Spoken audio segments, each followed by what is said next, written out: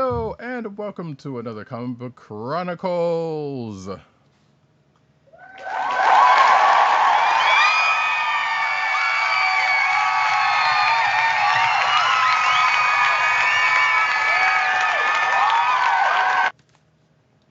I am your host, Roddykat. And that sound you hear was me trying to make sure shit is straight. So, yes, I am your host, Roddykat, and you can find me at Roddykat on Twitter. You can also find me at News Nerds Need on Twitter. You can also find me at CBCaps on Instagram.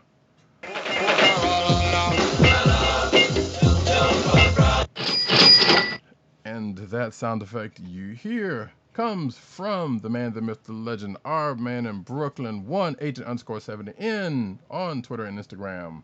What's up, everybody? Where Brooklyn at? Where Brooklyn at? Where Brooklyn at? And not with us tonight is @1PCN_dirt on Twitter, popculturenetwork.com and popculturenet on Twitter. And you can also find him at Byte, Divine Replacement, under Comic Reviews, no vowels. Last but not least, the Osiris that is ish. One, Tim, DOGG98 on Twitter. CB Cron on Twitter, which is the Comic Book Chronicles Twitter account. TheClickNation.com and TheClickNation on Twitter. Also, Comic Book Resources, where he's over there writing his face off.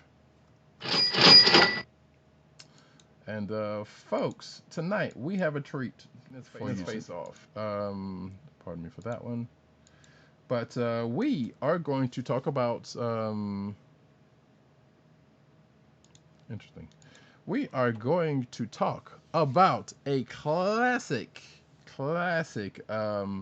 event from the Marvel Universe, and later on in our topics. But first, we're going to do news. But we're going to be talking about tonight the Kree-Skrull War, which, if you have heard us talking about Empire in the last couple of weeks, will definitely directly tie into. So therefore, we thought we'd just go back and revisit that joint. I was going to add, hold on to the thought. I was going to add, if there's anything that we can do while in the age of COVID-19 quarantine, is go back and read classic stories. Right, which, you know, I kind of wish this was something we had done previously, but by the fact that we do current news and current stuff, it's kind of hard to do that stuff when we constantly have comic books and stuff going on that we kind of end up going into.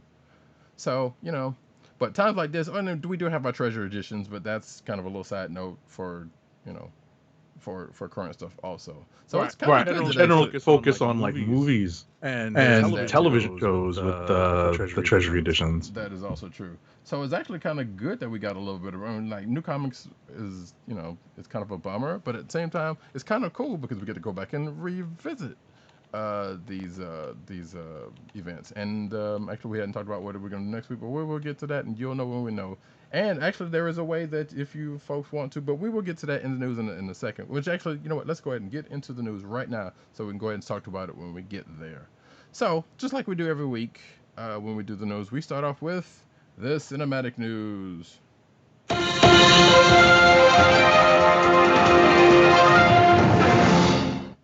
All right. First over, a little bleed over from last week, actually, when we talked about Star Trek Picard. If you missed that episode, go back and check it out.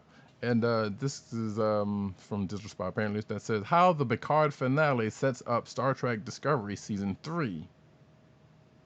And apparently it does. And I think, if I'm not mistaken, from what I know of Discovery Season 3, they do a time jump. Actually, excuse me, they technically do a time jump into the future, which I think even goes past, like, I think there might be in the 26th century, because sometimes they'll do it, and I don't remember what century they're going into. But regardless, it looks like this might have something to do with the fall of the Federation, and therefore Picard's the ending of Picard Season 1 may have sparked some of that.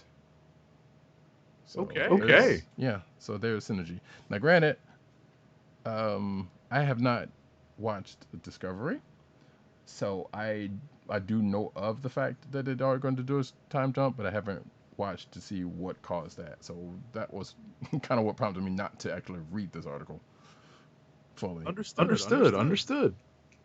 So yeah, but nevertheless, that seems like that might be a thing. Next up. All right, next up.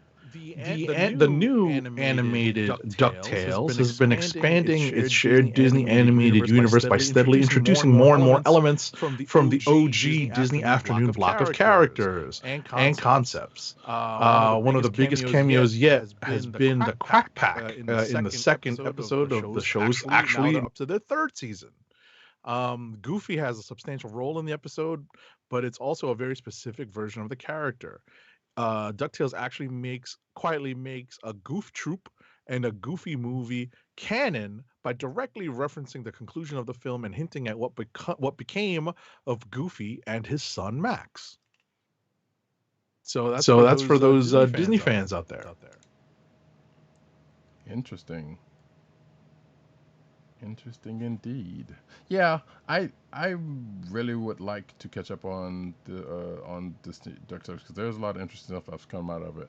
One other thing actually that's come out of it is Ducktales casually introduces Violet's two dads. Now, if you are, obviously if you're not up on the new Ducktales, you don't know who that is. So basically, there is a side character that I think is Webigail's friend. I was about to say, did Paul Reiser appear on this or something? I know, right? I thought about that too. You have to be of a certain vintage to get that reference, ladies and gentlemen. And I kind of wonder if they did. I mean, I kind of wonder if they actually did something like that to it, but I kind of doubt it. I want to say the other actor was Greg Evigan, but I'm not sure. Absolutely right, actually. Oh my God! Where the hell did I dig that up in the data file? That's pretty good. Now, the one I can't remember is the girl's name was like Stacy something, if I'm not mistaken. But regardless, yeah. So yeah, one of the characters has two dads, and they just like quietly to put that in there like ain't no thing because realistically it should be ain't no thing. There you go. Funny. Next up. All right. Comic writer Jeff Loveness has been hired by Marvel Studios to pen a draft of Ant-Man 3, according to the Hollywood Reporter, and later confirmed by the writer. Jeff Loveness has written the Nova and Groot comic books. He's also written for Rick and Morty and Jimmy Kimmel Live, as well as other Marvel comic books. So Peyton Reed has reportedly signed on to direct the third Ant-Man film as well. We're actually getting a third Ant-Man film. Let that sink in, ladies and gentlemen. Yeah. So that is the thing. Third Ant-Man film. Yeah, I don't understand it either. Actually, I do understand it, but no, I understand it. What I'm saying is, it's such a remarkable thing to even say. Forget even think about. Well, that's what I was kind of getting at, because it's like, yeah, who'd have thought, like, hey, and when the first Ant-Man came out, people were like, who, what, why would you do that? And turned out to be one of, in a lot of people's opinions, some of the better sets of films. Exactly. So that's just funny. All right, next up, speaking of actually Ant-Man, there's a report that says that Paul Rudd's Ant-Man 3 script starred MODOK and AIM as villains. Wow. Yeah, so apparently it says here Ant-Man star Paul Rudd reportedly took a stab at penning the third film script, which would have featured appearances by, which makes some sense, popular Marvel villain MODOK as well as the organization AIM. This was being reported from Geeks Worldwide, but there's no further information about it or anything else. So that would have been amusing. I'm sure. Oh, absolutely! What a concept to try to bring to screen. Mm-hmm. I mean, who's to say that still couldn't happen with Loveless, whatever Loveless is writing, right? So who knows? Next up. All right. So while Thor: The Dark World, directed by Alan Taylor, hasn't exactly been the best loved Marvel Cinematic Universe movie, it turns out the Thor sequel had an X-Men reference hiding in plain sight. So I'm gonna have to look to see. Let's see, what is the actual reference? I have to open up the article. I have to open up the article, ladies and gentlemen.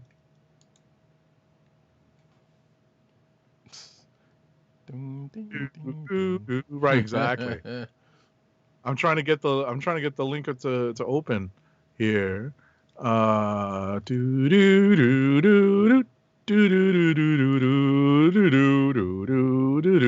According to Screen Rant, fans should rewatch the scenes where Stellan Skarsgård's Eric Selvig tries to explain the convergence to the patients in the asylum he's locked in.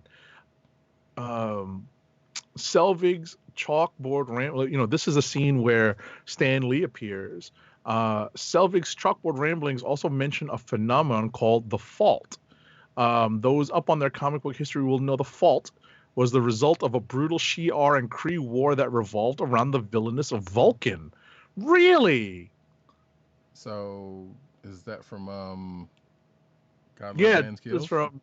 I'm sorry. Is that from God Love Man's Kills? No, this is much more recent. This is 2006's Deadly Genesis. This is the Brubaker story, where the Kree detonate a deadly T-bomb that creates the Fault, that creates a tear in the fabric of time and space that leads into the Cancerverse. That's where the Cancerverse comes into play. And as we have seen as recently as Guardians of the Galaxy. Yep. So, yeah, cool. That's weird. No one would have, I guess, why people got time on their hands now. I guess that's why they pulled it out now instead of back then when this movie came out. But what's funny is that there is a still that actually has the Fault right over Stellan Skarsgård's shoulder. It's right there over his left shoulder, so you just had to see it. Yeah, and people on the video can see my cursor talking about it or circling in it. So, yeah. Too bad we don't have things, and we can write on the screen or something that we can and here, boom, you knocked him out. Yeah. Anyway, enough about that. That's silly. Disney announces new movie releases dates. Shifting Marvel's plans. I feel like we kind of talked about some of this last week, but nevertheless. No, but I think they've made some more concrete dates since we were last on. Right. So the movie studio has announced that Black Widow will now arrive on November 6th, 2020, while The Eternals will be released on February 12th, 2021. Some other stuff. I was about to say, hold on to that thought, at the rate we're going with this quarantine, that'll be here before we know it. Yeah, some people hope. We should see if that comes to pass. Let's see. There's some other comic book related stuff that's been shifted around, like that Kingsman prequel, September 8th. I already talked about Black Widow, Eternal, Shang-Chi, and The Legend of the Ten Rings on May 7th. Doctor Strange in the Multiverse of Madness on November 5th, 2021, and others, that are going into 2022, including an unnamed one in October. As yet unnamed one from Marvel, which I guess that's still that mystery one that we still don't know that much about. So there you go. There's a shift right now until they make another change or whatever. Wait, I noticed something else that's not on this list. The put off New Mutants movie. Right. I'm not sure when that's coming out. No one knows. Right, and it was supposed to actually the one of the release dates had just passed on the 5th or something like that. So correct. Yeah, so we have no idea. I think the next one was August of this year, but it's not showing up here either. So ain't no telling. That's that poor movie. Next up. All right, next up, ObiWan Kenobi Disney Plus series has enlisted Jody Harold as a new writer. Harold takes over writing the highly anticipated series from Hossein Amini, who left the project back in January. This would mark Harold's first time writing for a television series. He most recently executive produced John Wick Chapter 3 Parabellum, and is also writing the script for Zack Snyder's film Army of the Dead. He was one of two writers alongside James Vanderbilt who was selected to develop a new take on the Transformers franchise for Paramount, which hopefully can only be better than previous iterations of the Transformers live-action movies. Once again, we would hope.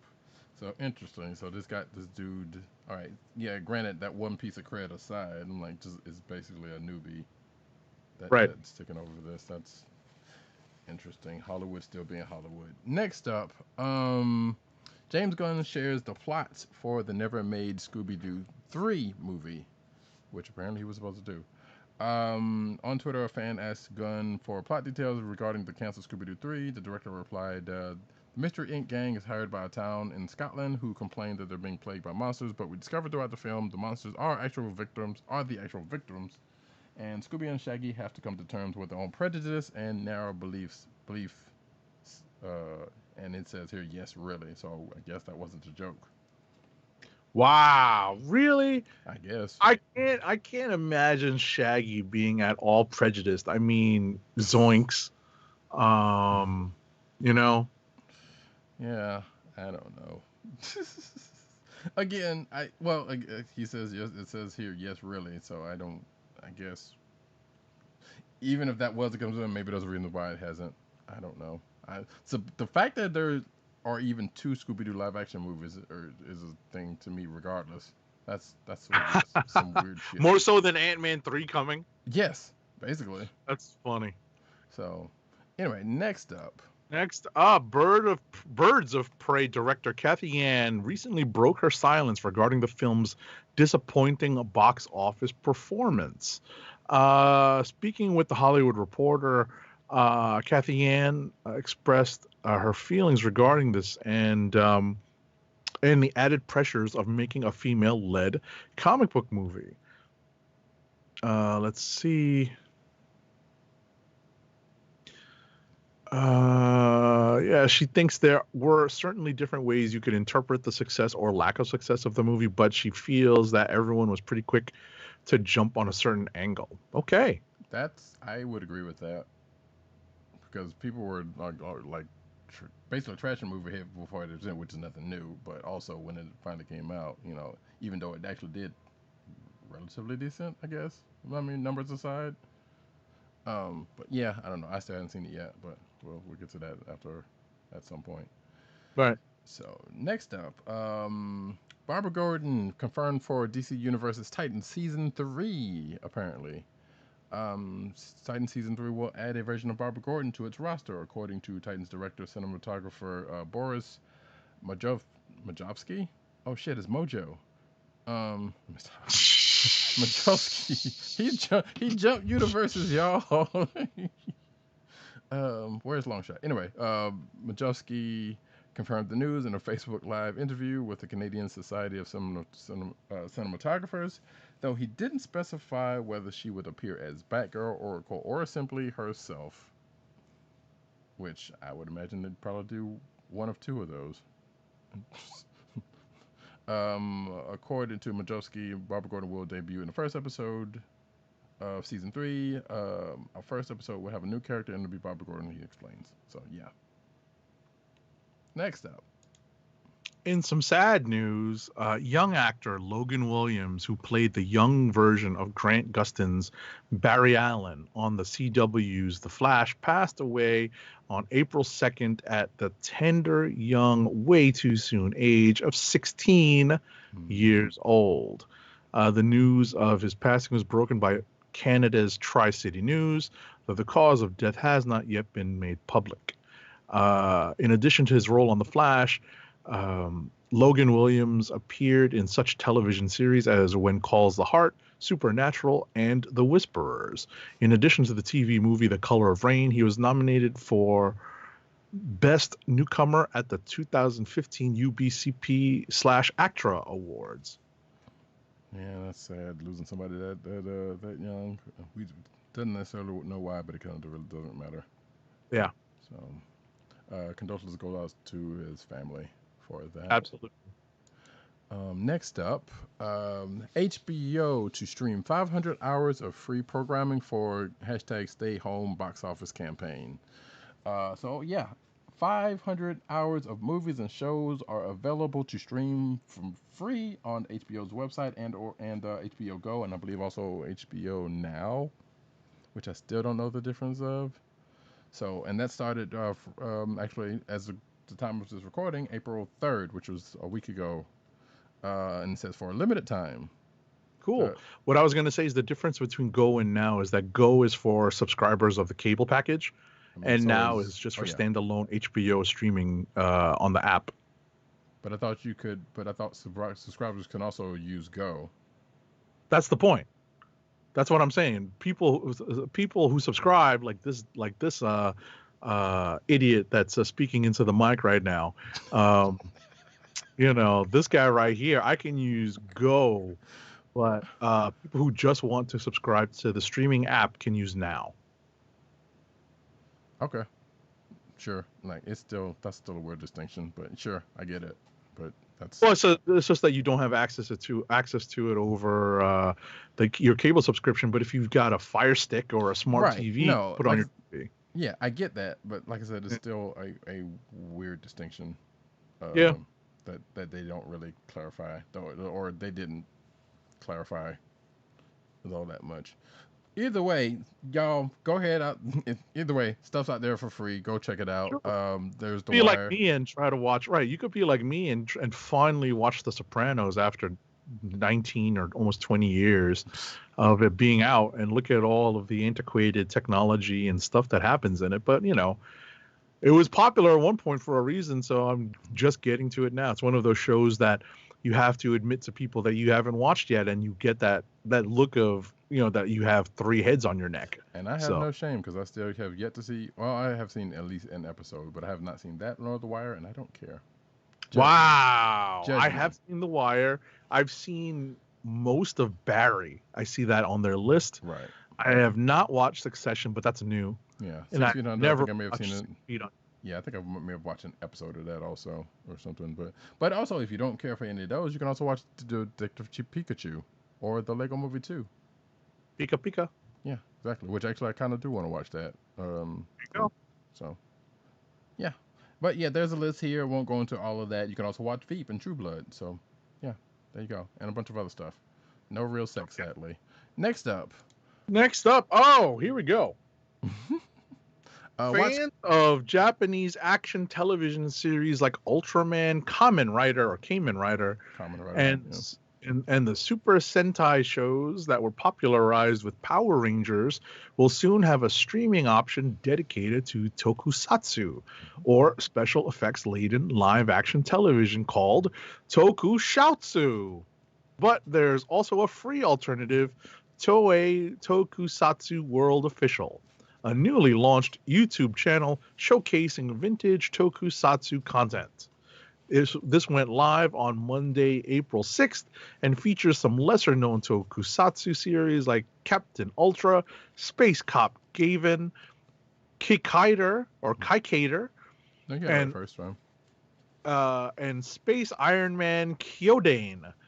There's even some older black and white Tokusatsu content like National Kid and giant robot anime like God Sigma and Voltas 5 or Voltas V coming to Toei Tokusatsu World. Mm-hmm. That I absolutely betrayed my distinct unfamiliarity with that entire genre right there. It's quite all right. But yeah, so it's worth noting that Tokusatsu is basically a spin-off channel from ShoutFactory. ShoutFactory, who has a lot of this stuff. Well, they just actually put Kamen Rider, the OG Kamen Rider, on their site for free. They also had a bunch of Super Sentai stuff, like the stuff that Power Ranger takes the stuff from, on their site for free. So you could already had watched that stuff for free, but now they're getting some more stuff and adding to the pot with and apparently they are really, and then there's some Ultraman on that site either. They also stream to Twitch every Sunday for Super Sentai, but that's mostly like the Super Sentai, the Power Rangers stuff they can. I think they did actually do a Kamen Rider marathon on their channel. But regardless, the stuff is out there if you want to, and this Tokusatsu is another thing. The funny thing about that Tokusatsu thing is like the commercial for it is being told by one Dr. Jason Narvi, who fans of the original Power Rangers know as Skull. And he pretty much looks the same, just older. And it's like, wow, friend, Skull's a damn doctor now. So that's kind Okay. of funny for folks in the know of that one. But regardless, go check this out. The free stuff is on YouTube, and yeah, it is good stuff. And they're they're really trying to make Kamen Rider and Ultraman a thing over here after 20, 30 years, 50 years. Next up, now we're going into the comic book news, actually. So yeah, George Perez Marvel retrospective coming in December. Marvel Comics' book.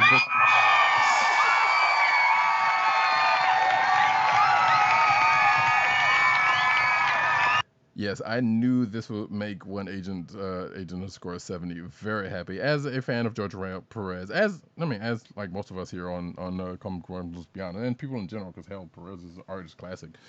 Stuff is classic. Anyway, Marvel Comics book trade distributor Hachette has listed a book titled "The Marvel Art of George Perez" for sale in December.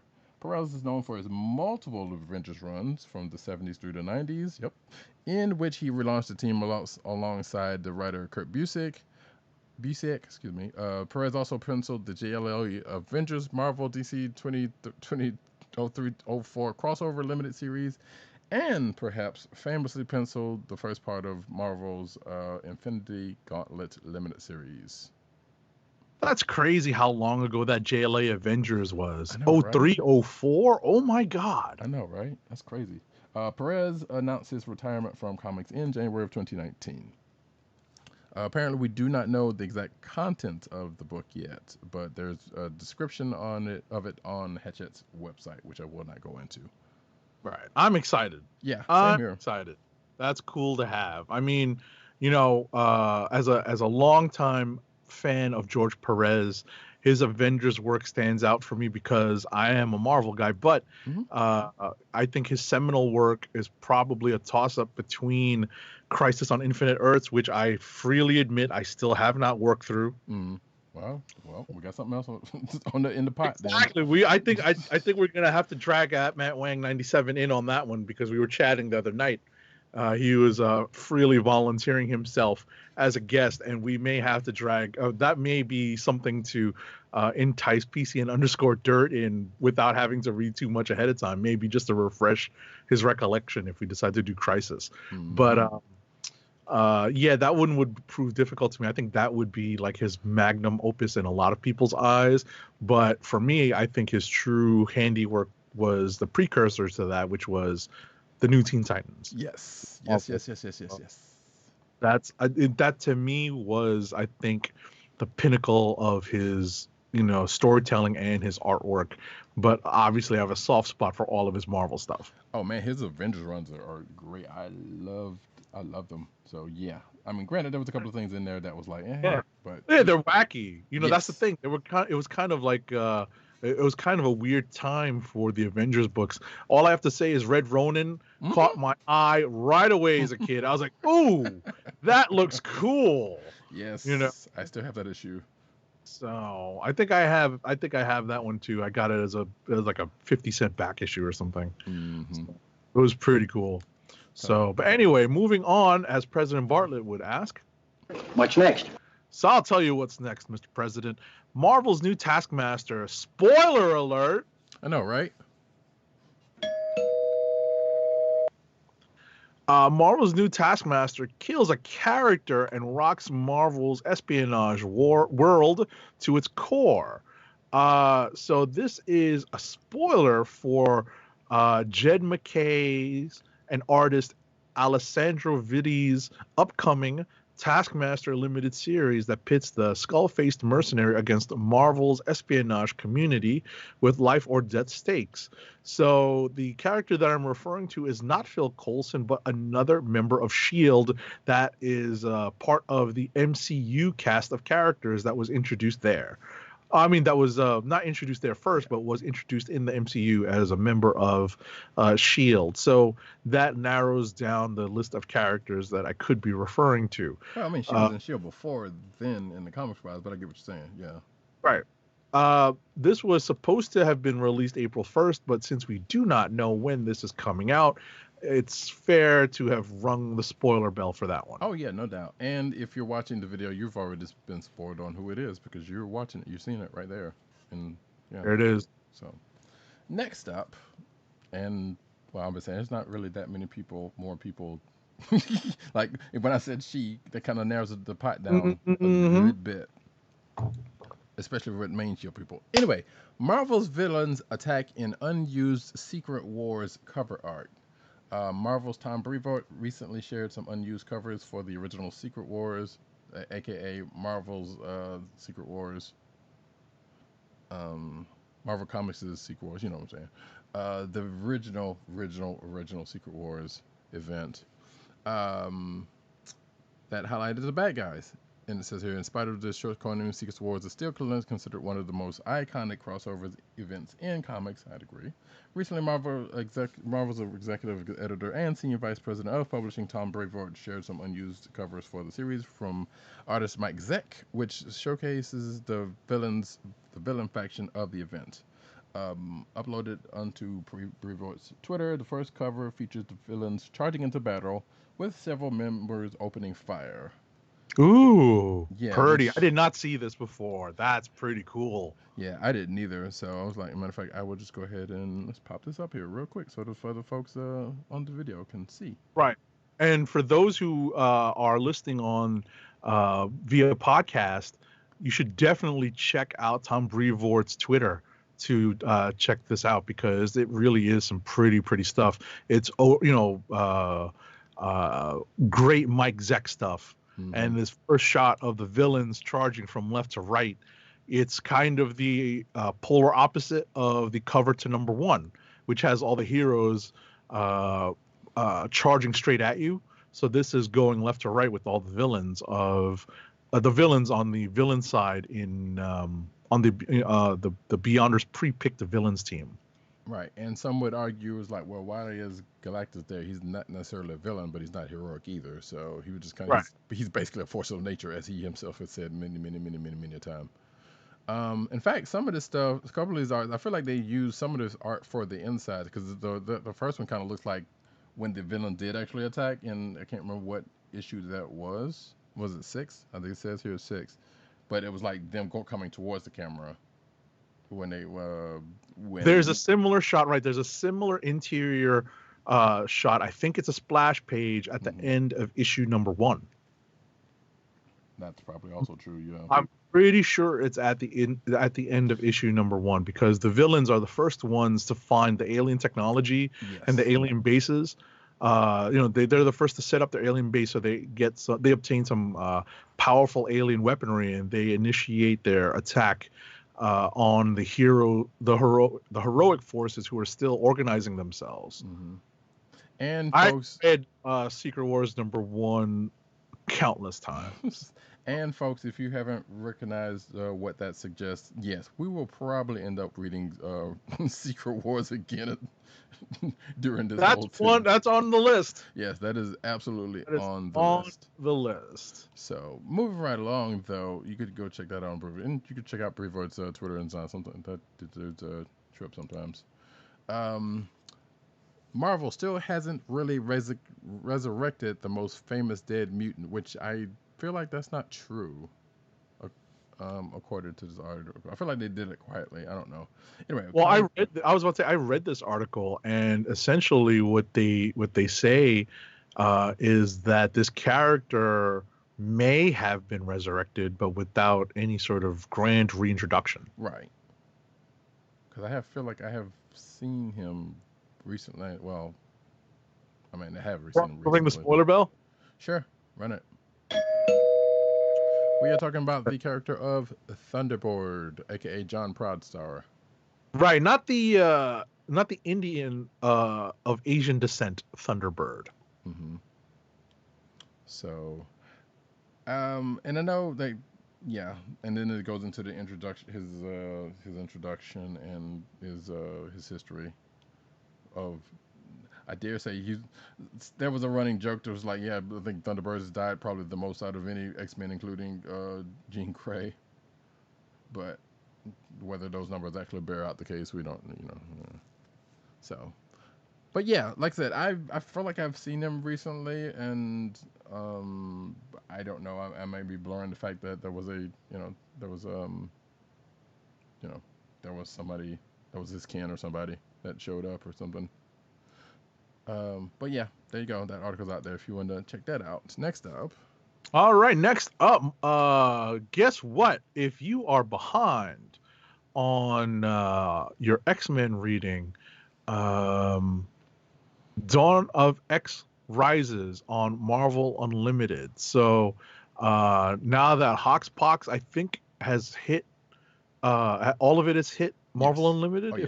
if I'm not mistaken. Yeah, it's been hit. Yeah. So Dawn of X is hitting. So we're talking about X-Men, Marauders, expanding upon the world built in Hoxpox.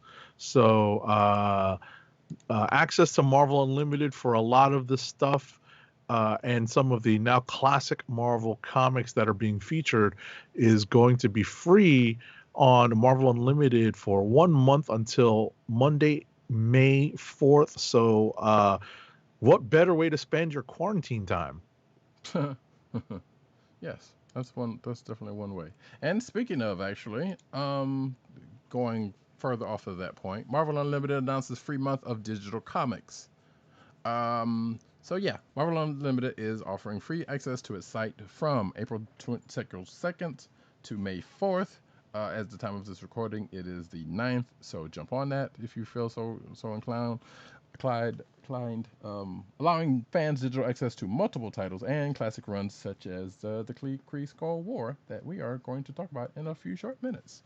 Yes, very soon, very soon. Hang in there, folks. Amongst the titles that are available are Avengers vs. X-Men, Civil War, X-Men Milestones, Dark Phoenix Saga, Avengers Kree-Skrull War, pre-mentioned, and Captain America Winter Soldier Ultimate. So yeah, there's, you know what? Hey, free for the next month or so. And you know what? Hey, guess what? We're doing these shows like this. You can get that, and when we do Marvel stuff, you can be like, and if we do something that's already in there, which more than likely we should, because we'll probably be reading it from there, you can read along with us. It's almost like that Marvel podcast, who already does this on a weekly basis. But it's us, and it's better. There you go. Or at least different. Yeah. All right, next up, in one of the, I guess, most ballyhooed matchups in that DC Marvel universe crossover from, oh my gosh, I can't believe that was 1996. Wait, Marvel versus DC. Hold on. Hang on. I think you skipped one. Oh, I did skip one. I'm sorry. It's okay. Star Wars introduces the High Republic's new Jedi. So apparently 5 new Jedi have been introduced, all of which will appear in the Star Wars High Republic multi-platform publishing event. These new Jedi debuted in a new post on the official Star Wars website. The 5 individuals are the unquestioned heroes of the era, which is set 200 years prior to the events of Star Wars The Phantom Menace. So Anakin is nowhere to be found yet. Nope. Thank goodness. Yippee!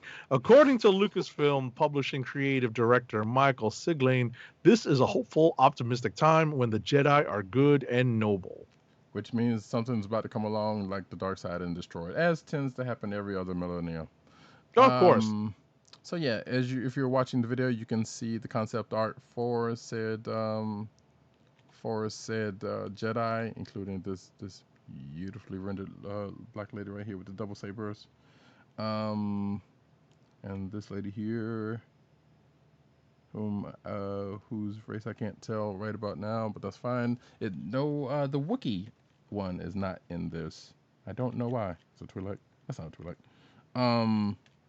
There's some actually D&D as names in here too, but that's, you know what, that's Star Wars for you. So anyway, that is that. And matter of fact, since you went ahead and started, go ahead and take the next one.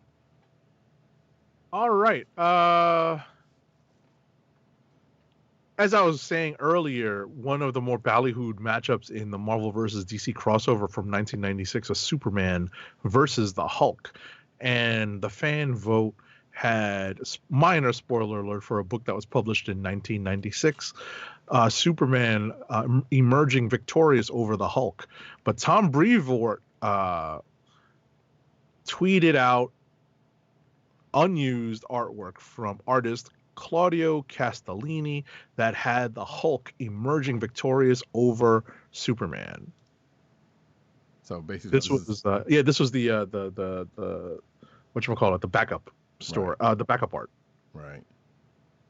But wait, there was a if I remember correctly. Yeah, so like you said, it was fan voted, which means it's basically like, hey, if Jason Todd lived or not, and so this is what they didn't get to use because people are crazy. You know. Anyway, we're gonna move forward for that. I don't know. I get some hate from that. Bring it. I don't care. That's. There's no way. I refuse to read that. That's fine. Yeah, you know. Actually, I need to read that again if I could ever find it. I don't think I can. I was about to say I could dig up my copies. They're in my box in some long boxes downstairs. So nice. But until then, how to bid on Jim Lee's COVID-19 charity illustrations. So yeah, the DC Comics Creative Office, Jim Lee officer, that's supposed to be, never mind, has offered details on how to bid for his original artwork, the proceeds of which will go to help comic shops. So yeah, I think this is actually still going on, is it not? Because I thought yes. Yeah. It's supposed to be 60 days of 60 sketches over 60 days. Yeah. And he actually just announced that Art Adams is going to be participating in this as well.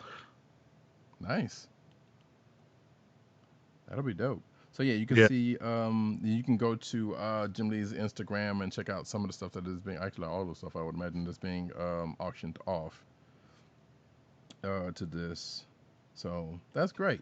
And in other news related to that, DC donates $250,000 to charity for comic book stores. This is being donated to the Book Industry Charitable Foundation to provide support for comic book retailers and their employees during this time of hardship and beyond. BINC, or BINC, is a 501c3 nonprofit dedicated to assisting booksellers in need, including comic book sellers. In the past, BINC has offered financial assistance to comic book stores affected by natural disasters and other unexpected financial crises. So cool. Yeah, good job on that. Yeah, this probably should have been before that last one, but hey, one way or the other it gets out there.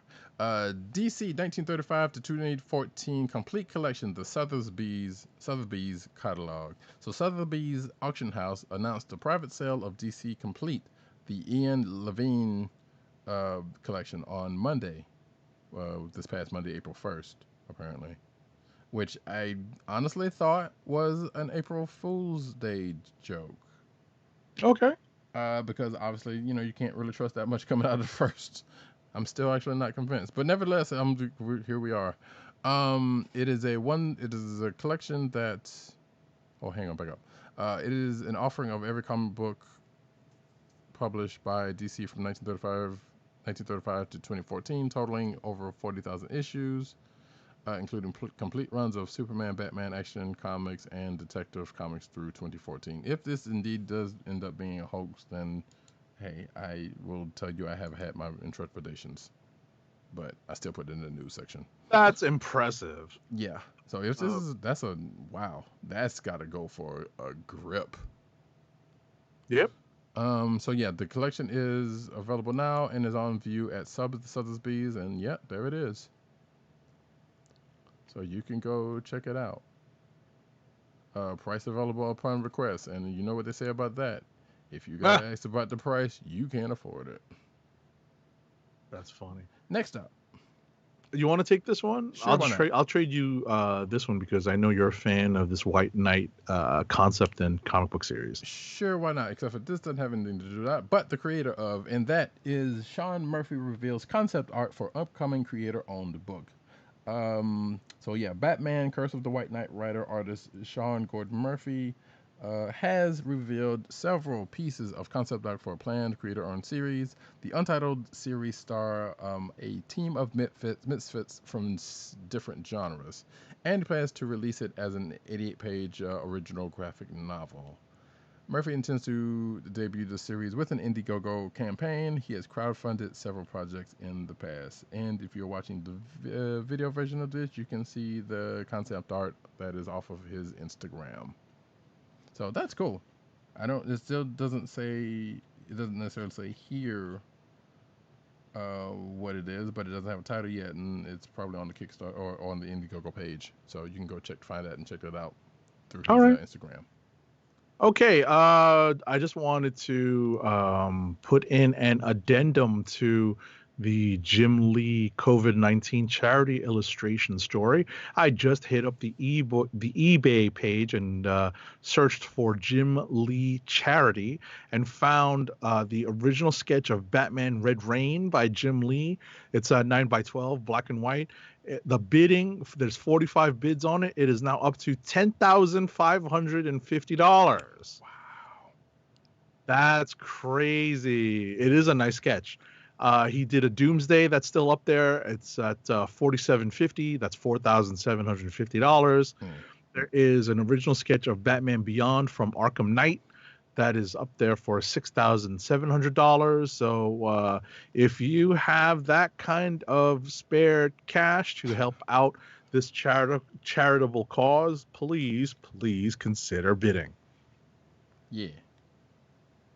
And with that, all right, and as I said, that was an addendum to that story. The next story is kind of a downer, but I knew that this was too good to be true. Despite being positioned by some members of the comic book press less than within 48 hours as the solution that quote unquote saved the comic book direct market, the team behind the proposal involving the Comic Hub suite of tools are pulling back their plans for a temporary retail solution to the suspension of service by Diamond Comic distributors as a result of COVID-19. The Comic Hub Advanced Digital Reader Copy Initiative is not going forward anytime soon, according to retailer John Hendrick of Big Bang Comics. That he had taken the lead, one of the lead roles on that. He adds that it's obvious from the concerns voiced by their retailer peers that this is not an initiative that they can get behind. It was designed by people who love comics with the best of intentions to get cash flow back moving into the comic book industry, from the retailer all the way up to distributors and publishers. In a nutshell, what this was supposed to be was a way to get digital comics into the hands of readers, and where readers would be essentially paying for the promise of getting the physical copy when they were back being distributed after the quarantine measures are lifted. Yeah, but never no more. So nope. That sucks. But here we are, folks. This is how we get shows like today's or tonight's. Pretty much, yeah. So, I mean, well, I guess some would argue that sometimes that could be a good thing in some respects, but at the same time, no, new comics would be a good thing right about now for folk. Mm-hmm. Next up, Yen Press shuffles release schedule, will not solicit for September 2020, which, now that I think about it, I wonder if we're going to get any solicits for the next couple of months. But anyway, while COVID-19 pandemic is reaching epic proportions, Yen Press has decided to shuffle many of its releases while holding off on solicitation for September 2020. The decision came after seeing how the pandemic was affecting its key distributors and retailers, as well as fans and readers of Yen Press books. So yeah, in a statement, the manga company said, "We must remain as nimble as possible and respond to changing market conditions. With that in mind, we have evaluated our publishing schedule for the next several months, and determined that our best course of action is to forego the solicitation of our September 2020 catalog, which we would normally be finalizing in the next week or so. Instead, we will be taking the books previously solicited for May through August, and relisting those titles through the May-September period." So yeah, there will probably be more stories of that coming through, if outside of those we've probably already talked about. Mm-hmm. Next up, Writer Larry Hama, the longtime G.I. Joe writer. I can hear myself. Don't know why. I'm not sure why either. That's wild. So we apologize, ladies and gentlemen, for this minor glitch. You're also cutting out a little bit, but interesting. Okay, yeah, you sound better now, but okay. Okay. So I can hear myself. I may end up having to take off my headphones.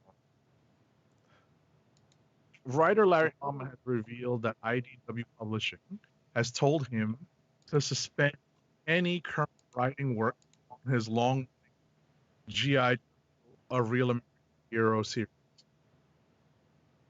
Okay. Not sure what's going on. You are cutting out, kinda. But we heard what you said, but you're still it kind of comes in like that, sort of. So I'm not sure what's going on there. And I haven't changed the thing, so hopefully that's hopefully it's temporary. Yeah. And hopefully the recording is getting you, if nothing else. But yeah, so yeah, Larry Hama, like I said, that's it's on hiatus because of everything going on, just like every other thing is. So apparently he says he's got pencils down on a storyline that he's been doing for 275 issues and a lot of stuff, So yeah. So let's actually kind of push through these things a little bit faster than. Yeah, we're almost done. Yeah, no. Legend of Korra. I got rid of the echo. Oh, sweet, nice. And you're not popping out either. So Legend of Korra's live read let us watch Korra and Asami's be adorably lovely. So apparently they did a live read from the Legend of Korra Turf Wars Part 1, which is a Dark Horse Comics release. It is the first part of a graphic novel trilogy taking place immediately after the events of the series Legend of Korra, if that wasn't clear. Voice actors Janet Varney and Seychelle Gabrielle reprised their roles of Korra and Asami, respectively, bringing the pages of Michael Dante DiMartino's Irene Coe and Vivian Ng's work to life as they embodied the story of the Avatar and her girlfriend on their first dates. Give it a watch.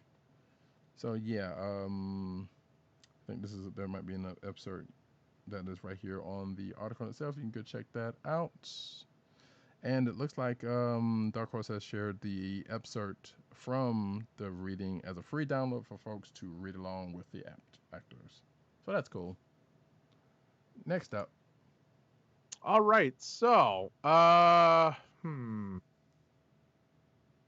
echo has returned. Give me 1 second just to do something.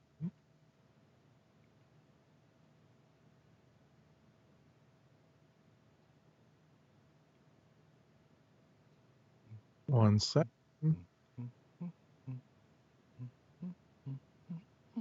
All right. Oh man, the original fix didn't work. Live broadcasting, folks.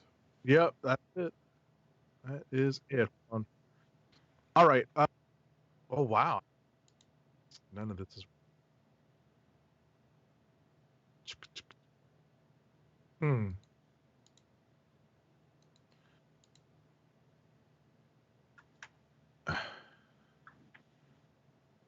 Well, now I'm on a delay. But in any event, the nominees for this year's Best Graphic Story or Comic for the Hugo Awards have been announced. Winners are normally announced during the Worldcon, but with this year's event canceled due to the coronavirus pandemic, when or if the Hugo Awards ceremony will be held has not been revealed. Worldcon is in New Zealand. Alrighty. So yeah, stay tuned because I'm pretty sure we will get more on that when everything is announced and done with. I think that's later on this year or next year. I can't remember when the Hugos are. Next up, Francesco Francavilla has a new comic book they covered.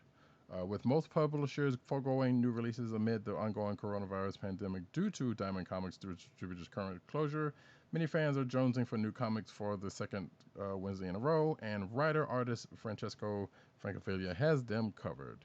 Francavilla, known for his work on Detective Comics, Zorro, and more, posted a free 4-page story entitled Invasion on his Twitter. And you can see here is the first of it. And that links directly to his Twitter account. And if you're not already following Francesco Francavilla, what are you doing? Really, because his art's great. I mean, he has his style is still is pretty great for what he does. So you should go check that out. Next up, last but not least in news, Todd McFarlane announced just the other day that hold on, I want to get the date on this. When was this published?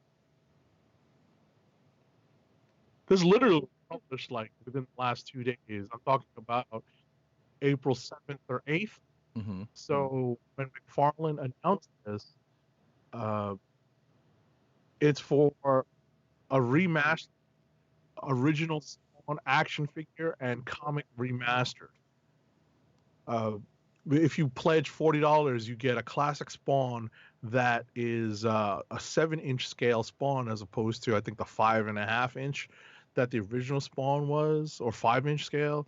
So this is more like the Diamond Select scale, and if you pledge $40, you get a classic Spawn 7-inch scale figure. If you pledge more than 40, you get a modern Spawn.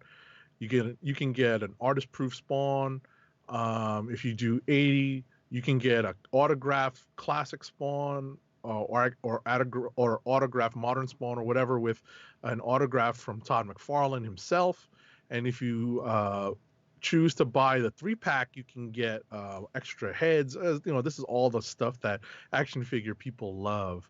If I was a bigger Spawn guy, I might be tempted by that. Mm-hmm. Right. Yeah, I kind of agree with you on that one also. I mean, because it does look good. If you're watching the video, you can see the difference in the original figure and the remastered one, and it looks great. But, oh yeah. Yeah.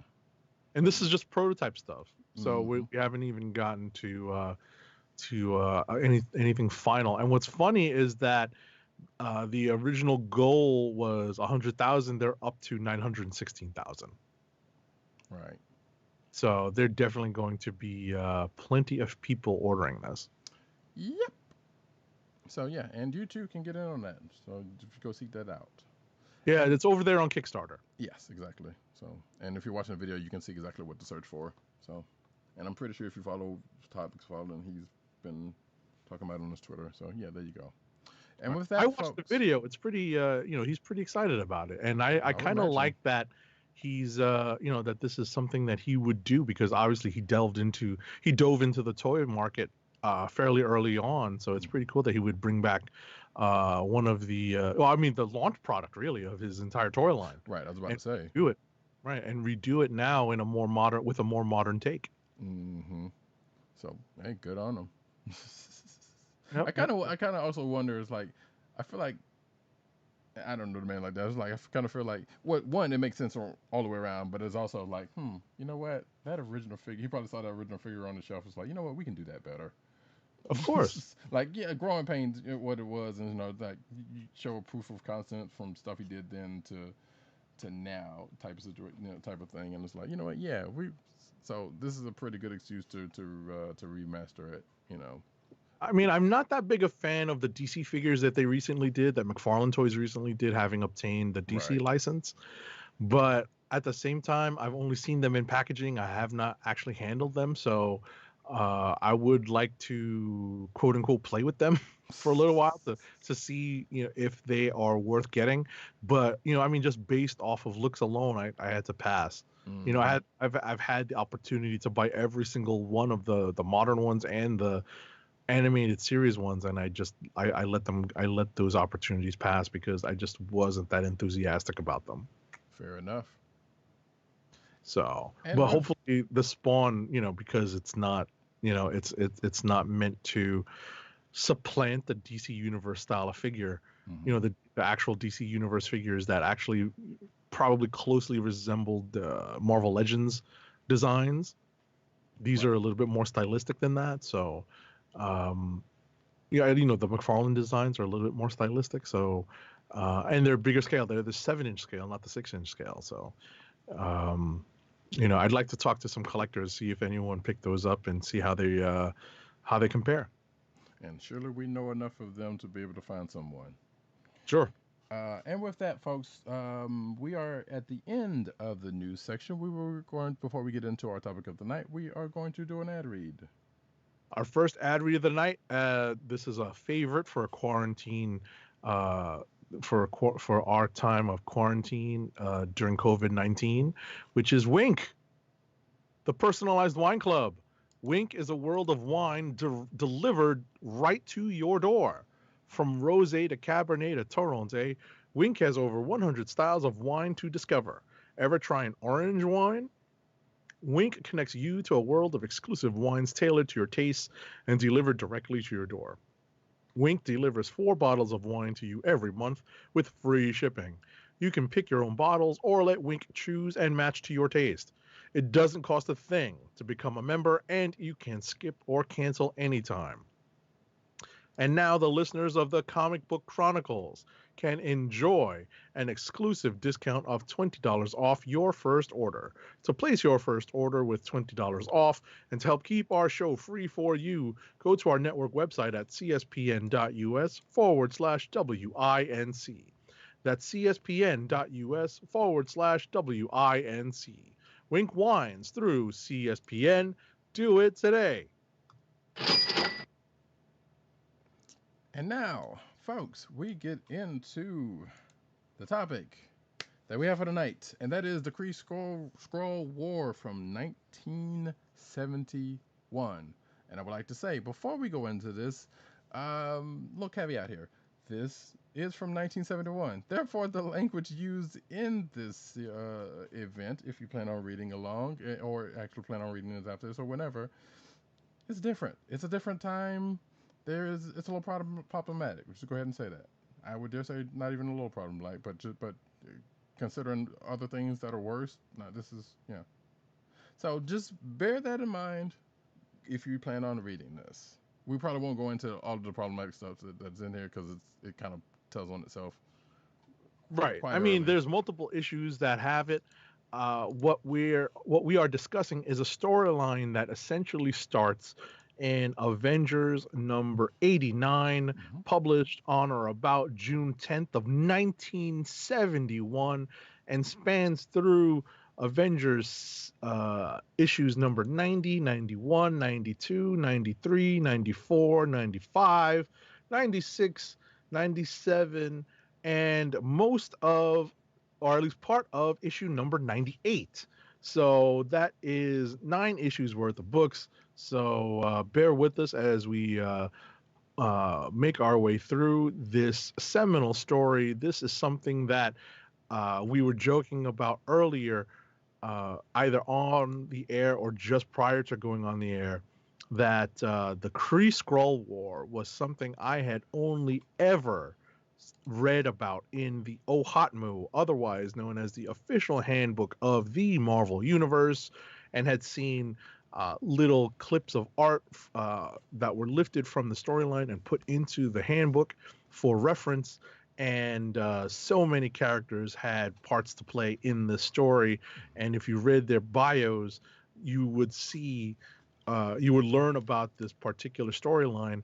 And just bear in mind that the reason why we are discussing this is because a current, or at least soon-to-be, storyline emerging in Marvel Comics. It was actually supposed to start when lockdown quarantine went into effect in a lot of the bigger cities in the United States. Empire was supposed to start right around the time when lockdown went into effect. So when we come back out of quarantine, we will likely jump right into Empire, depending. Obviously, this is all conditioned upon what the comic book publishers decide to put out when we're finally able to go back into comic book stores to get our stuff. So we'll see. But thinking that Empire is going to be one of those stories that we are going to start, or restart things with, we thought it was prudent to go into one of those storylines that lays very deep background for the Empire storyline. And if you're familiar with some of the things that have been teased for Empire, it definitely involves the Kree and the Skrulls. Mm-hmm. And there are some Road War allegories that come out in the midst of this, which we will start to get to right now. So we first start off with Avengers number 89. No Good Alien is a Dead Alien, I believe is the name of it. In fact, let me pull up this thing because sucks. Right. The cover page, the cover says the only good alien is a dead alien, and the opening splash as the title of the book as the only good alien. This is written by Roy Thomas with art by Sal Buscema and inks by Sam Granger and Sam Rosen on letters. And this is Sal Buscema when he's still sort of aping his big brother John. You could definitely tell that he had not really adopted the more angular style that he became more known for in the 80s and 90s. Right. There's definitely a much softer shape to his line work. But we start off this issue with a character that I was never all that familiar with. Who I'm referring to is the Kree Captain Mar-Vell. And I can tell you that before we get into the synopsis of this story and how we move forward into the Kree-Skrull War story, I can tell you that his characterization, because the character is so foreign to me, his characterization really rubbed me the wrong way. I was like, yo, this guy's a jerk. Why am I even rooting for this guy at all? There were a lot of characters of a similar ilk back then that did definitely come off as jerks. Now, also, side note, some folks may know the character of Mar-Vell from the Captain Marvel movie, played by, I believe, Annette Bening, or at least a version of Mar-Vell. Right. So yeah. But that being said, yeah, we go into this when we see. As a matter of fact, for the video folks, you can see images of the first page because I got that popped up. You see Mar-Vell basically skulking in the shadows and hiding from the three Avengers, Quicksilver, Scarlet Witch, and the Vision, who are looking for him for a reason that we are not told at the time. They give chase. There's a little battle. He gets away, but only to get shot by Rick Jones. And then we basically get the reason as to why they are after Mar-Vell. I need a better synopsis than the one I have. Well, I mean, ultimately, what happens in this issue is we become familiar with Mar-Vell's recent history because they actually annotate the book and say that you should refer back to recent events in the Captain Marvel book. And they explain how Rick Jones and Mar-Vell essentially switch places in the negative zone. This is a kind of a symbiotic relationship that they have. True. And that's something that it's a little hard to grasp. I mean, obviously this is 70s Marvel, so they were throwing everything they could and were probably very heavily under the influence. Yes, yeah. That's a nice way to put it. Right. Because as a matter of fact, we'll go ahead and say now, because a lot of these old events had a tendency to jump around into things.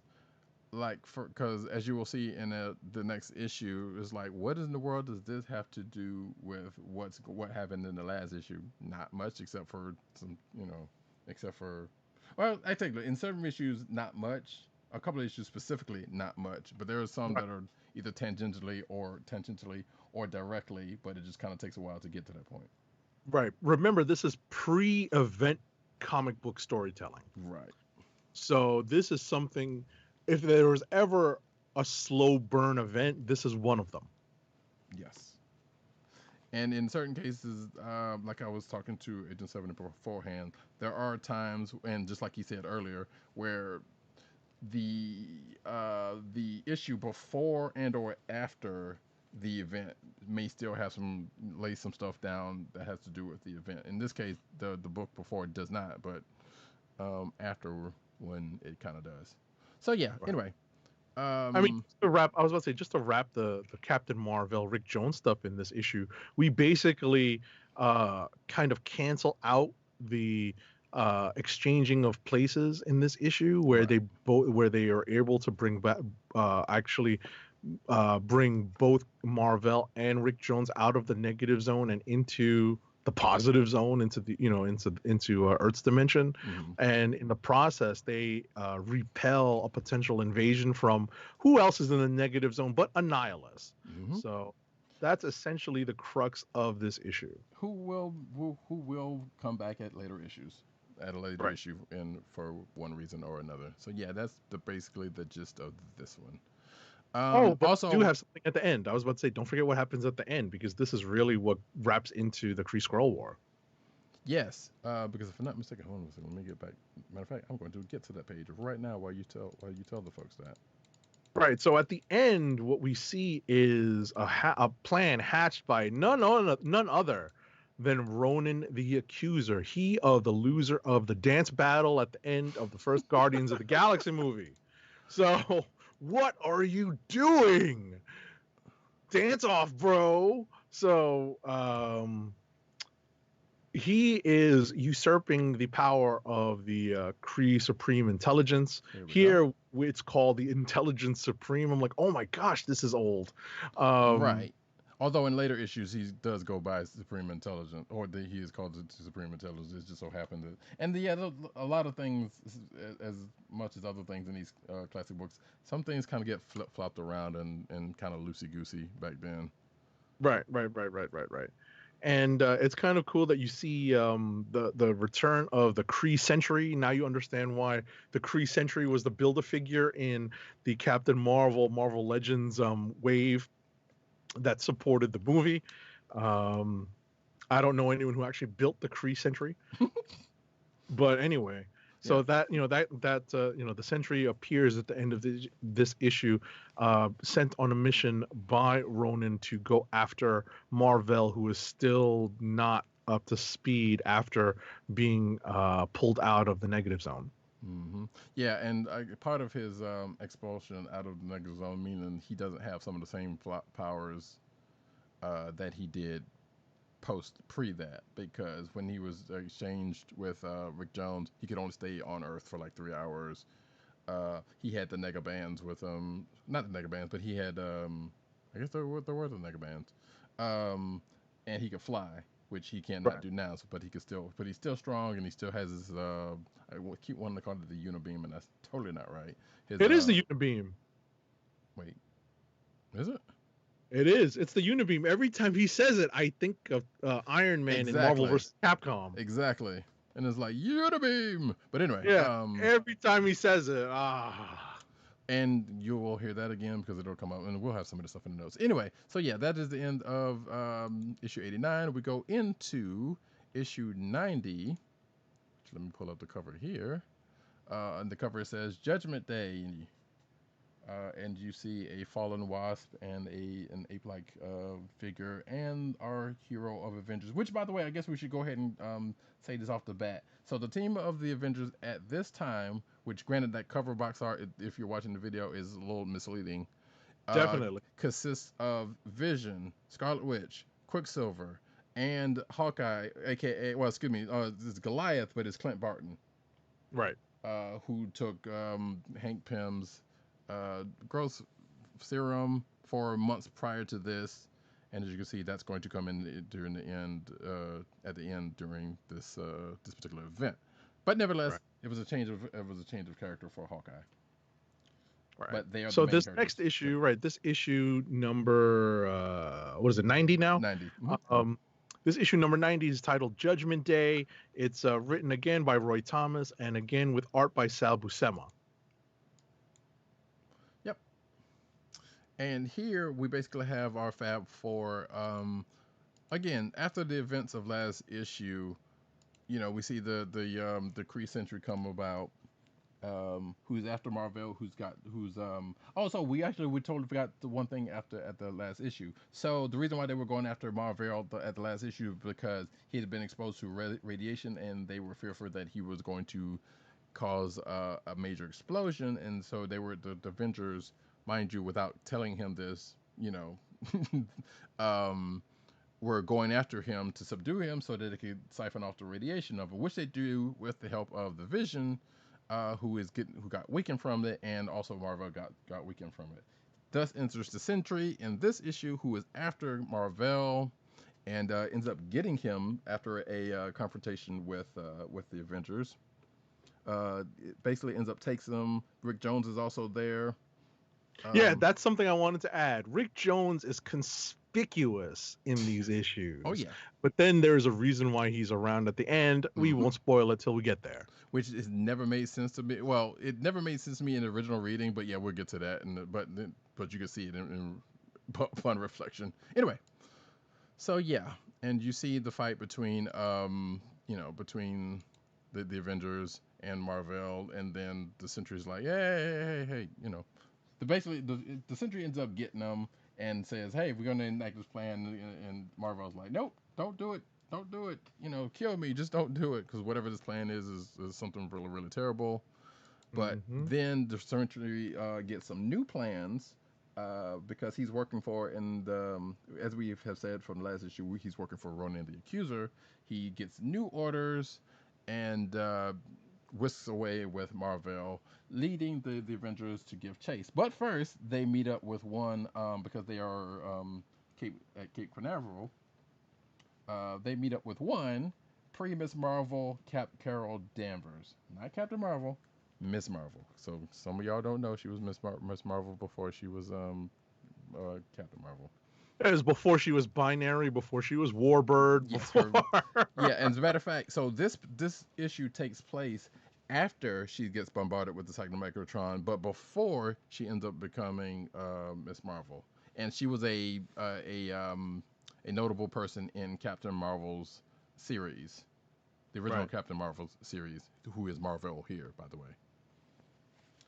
So she comes up, asks some question, and she comes back up a little bit later, which is, you know, you kind of wonder, like, wait, why is she even showing up? This is like just kind of taken away from stuff. But anyway, she comes up, asks some questions, does something. Then the Avengers kind of are like, all right, fine, we'll answer your questions. Then go to try to find Marvel, which they do eventually. Well, actually, wait, do they do it in this one? But yeah, we get a little bit of backstory on the Sentry. And what he's doing on Earth, and his fight with the Fantastic Four, whom they have lovingly put, you know, footnotes, because they used to do that a whole lot in these classic books. Because, hey, read this other book that we want you to read, because this is, you know, in case you want to know what this person is. But yeah, and then we talk about, there's a little bit of history with Marvel and him coming to Earth, and then him, you know, him and Rick Jones' symbiotic relationship, that all that comes up in the course of this issue. So, you know, a little bit of backstory and some stuff.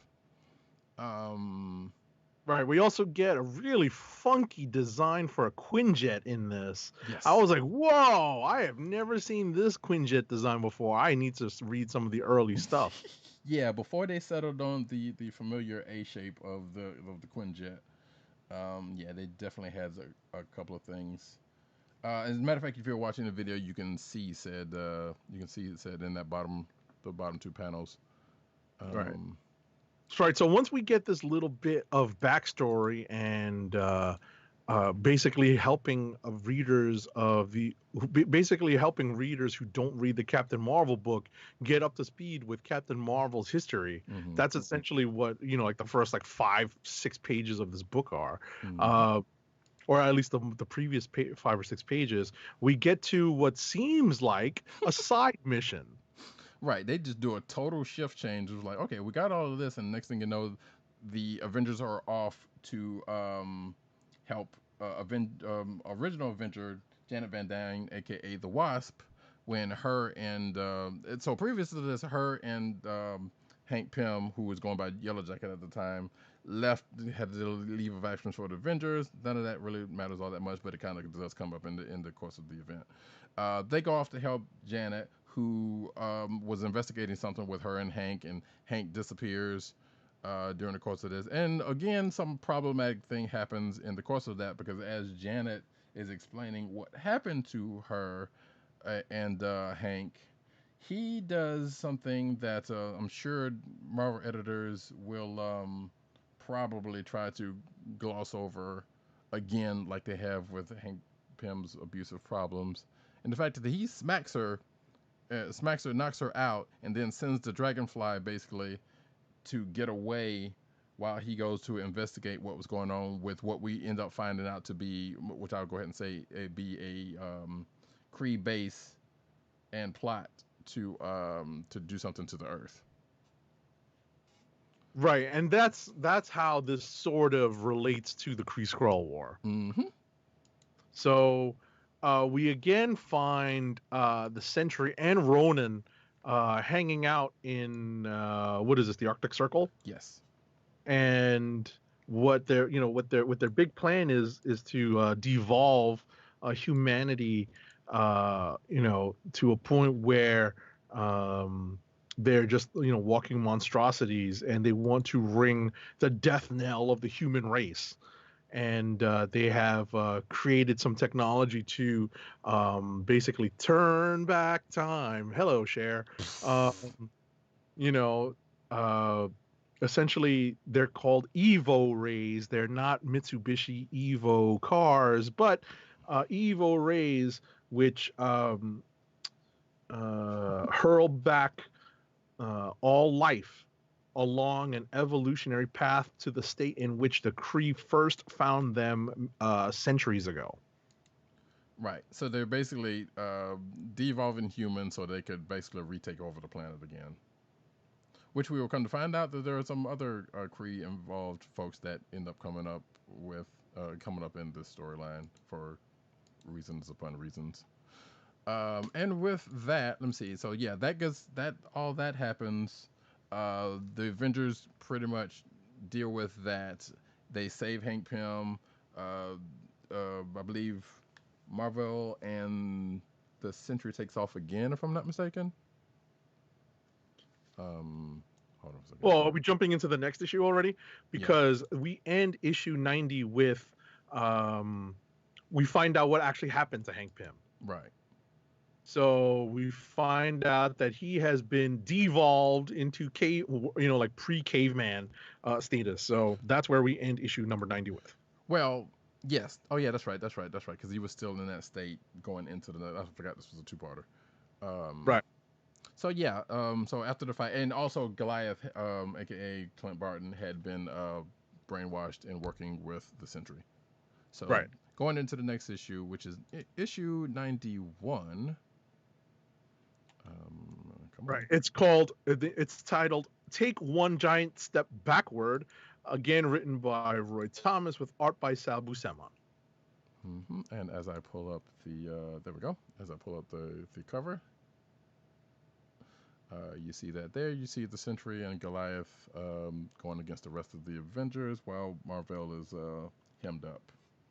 Exactly. And basically, the crux of this issue is that the Avengers fight. There's a whole. Oh yeah, I forgot. There's a whole thing, and I think this is the issue. Wait, do I have it in my notes? I believe this is the issue where we start seeing Vision, kind of, or it's either this issue or the next issue, but it is the issue where Vision and the Scarlet Witch's little, well, not little, but you know, their love affair It kind of starts in starts. the issue, yeah. Yeah. I don't know Even if it starts here. I'd have to read more Avengers issues from this era, but it definitely is obvious in this issue. well, no, this is definitely the start of where all of that came from. Oh, really? Yes. Okay. Mm-hmm. Because before that, like, well, I think there may have been a couple of issues that kind of started hinting of it, but this is where it definitely kind of shown up properly in this event. Understood. And to which everybody's, well, like, which people around him was like, wait, Vision's like feeling some kind of way when Wanda's brought up type situation. Does it mean that he's in? Nah, it couldn't be. He's an android. You know, that kind of stuff. All right.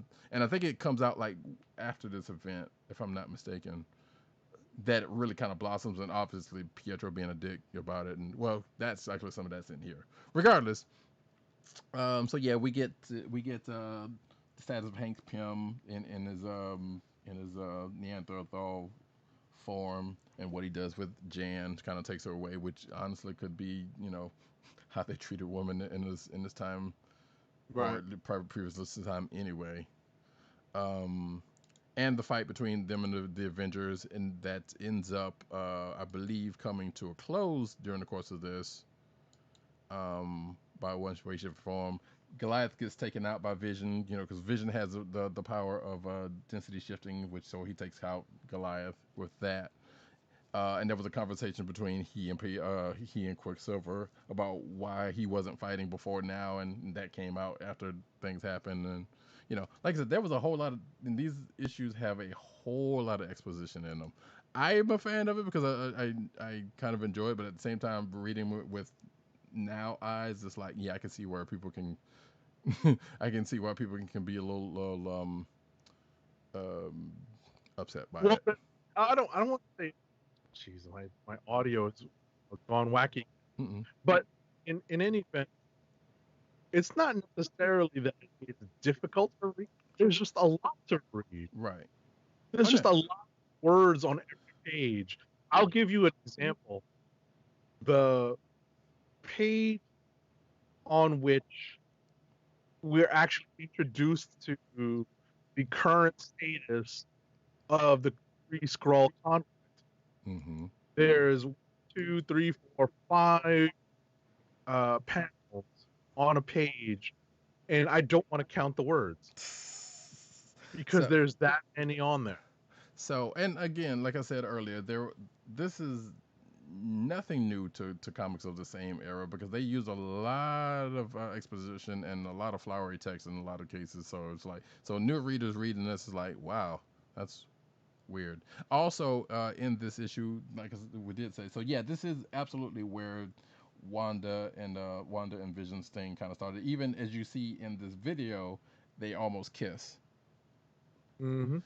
Now, granted, they still haven't, at this point, they still haven't really, you know, talked about it or anything like that. But we start to get the sense that they definitely do like it. If it wasn't clear before that they had feelings for each other before now, which, like I said, again, this is when all this came up.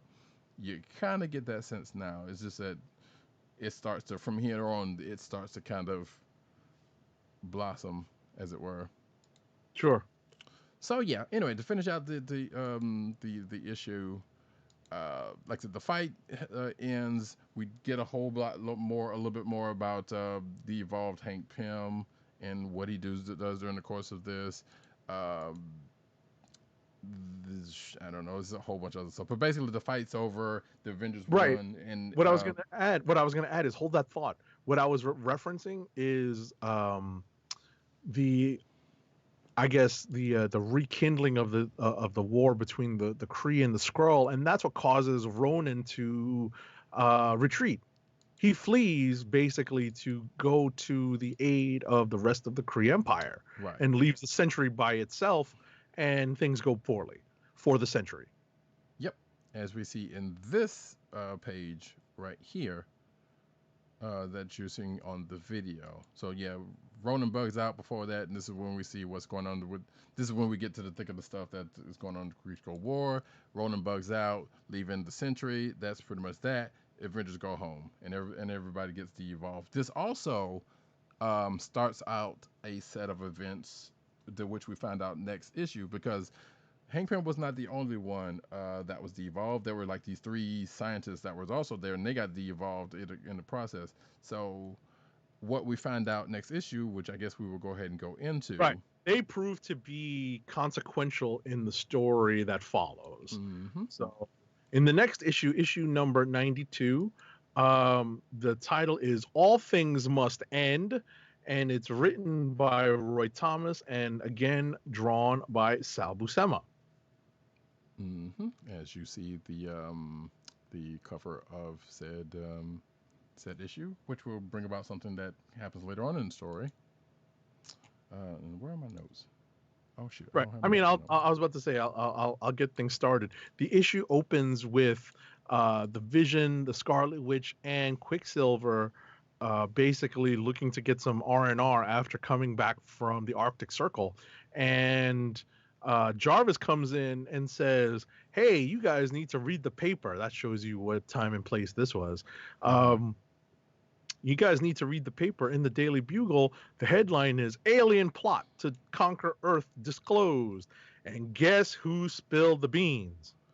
Right. So, yeah, and matter of fact, yeah, there's a little conversation, like Jarvis comes in and almost knocks over Wanda, and then there's a whole lot of, there's a couple of different, basically, like I said, problematic language in how Wanda was being treated in these last pages. But regardless, if we get to the thing at the bottom, yeah. So that happens. So we find out that the technicians that were also de-evolved end up spilling the beans to the public, which leads to public outcrying that the Avengers are harboring the Mar-Vell and there are aliens amongst us, which starts up a whole bunch of alien hysteria.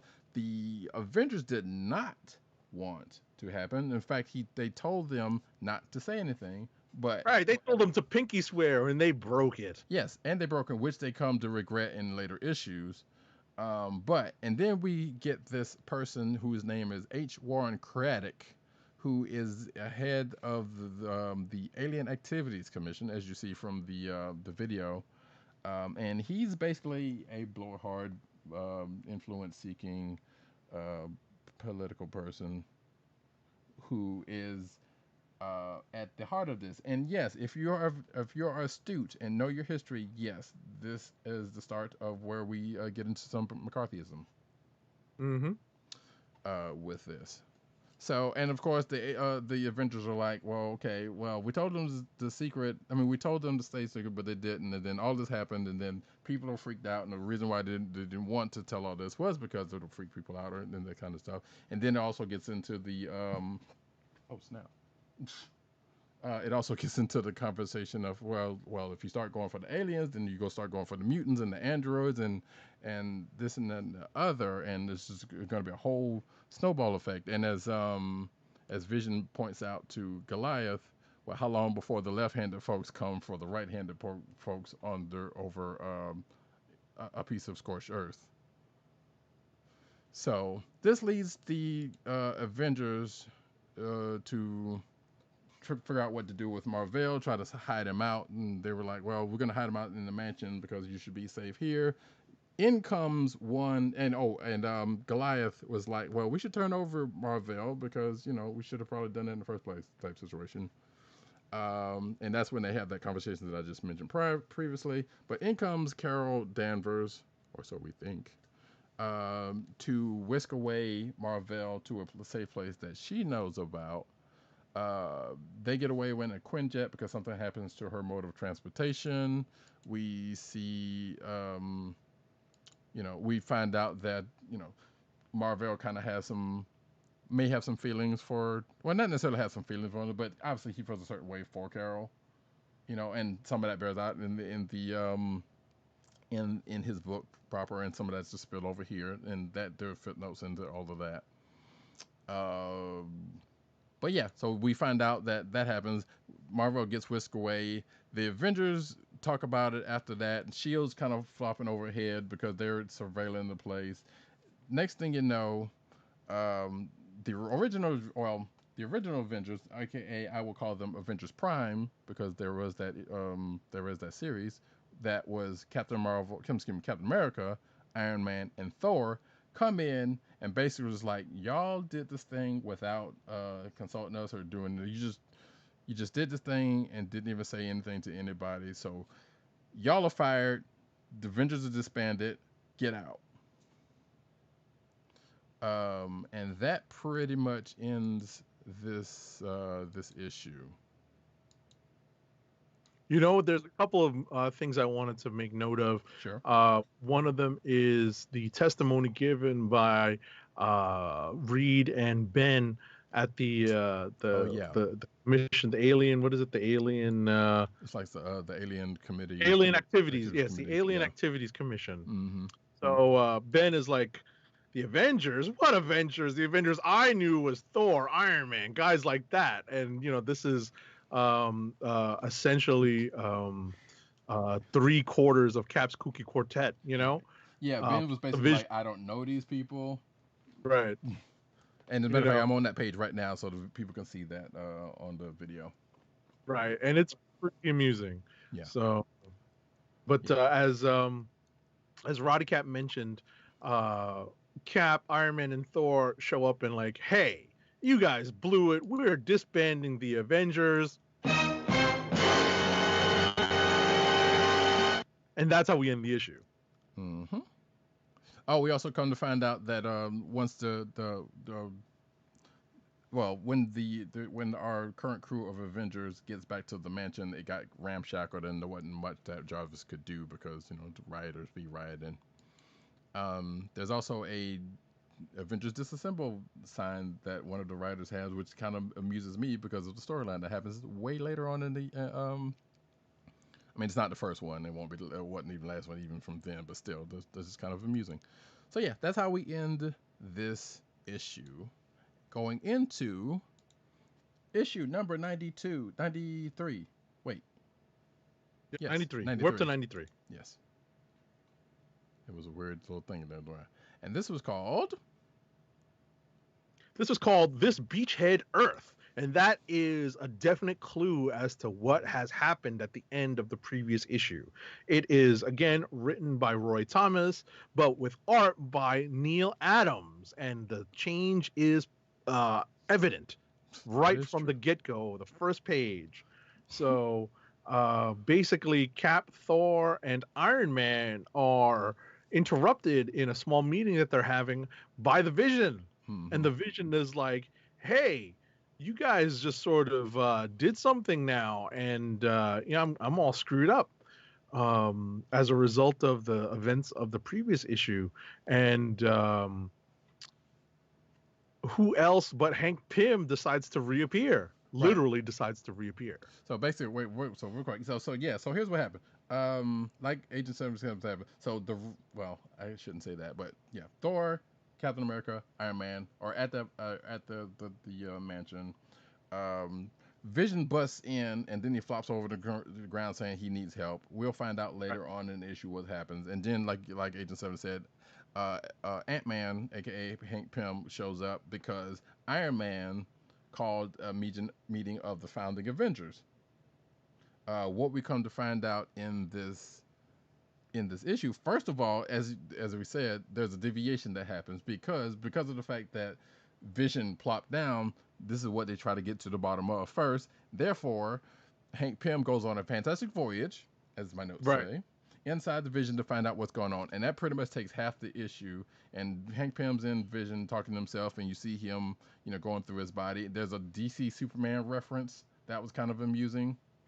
Yes, it's a direct reference. It's not even playing around. Mm-hmm. Yeah, it's a very direct reference, and he even says like, yeah, he's an old EC fan fanatic. So I was like, that's two references. So, and then at the end of his journey through Vision, he finds something that ends up coming out of in a later issue about the Vision.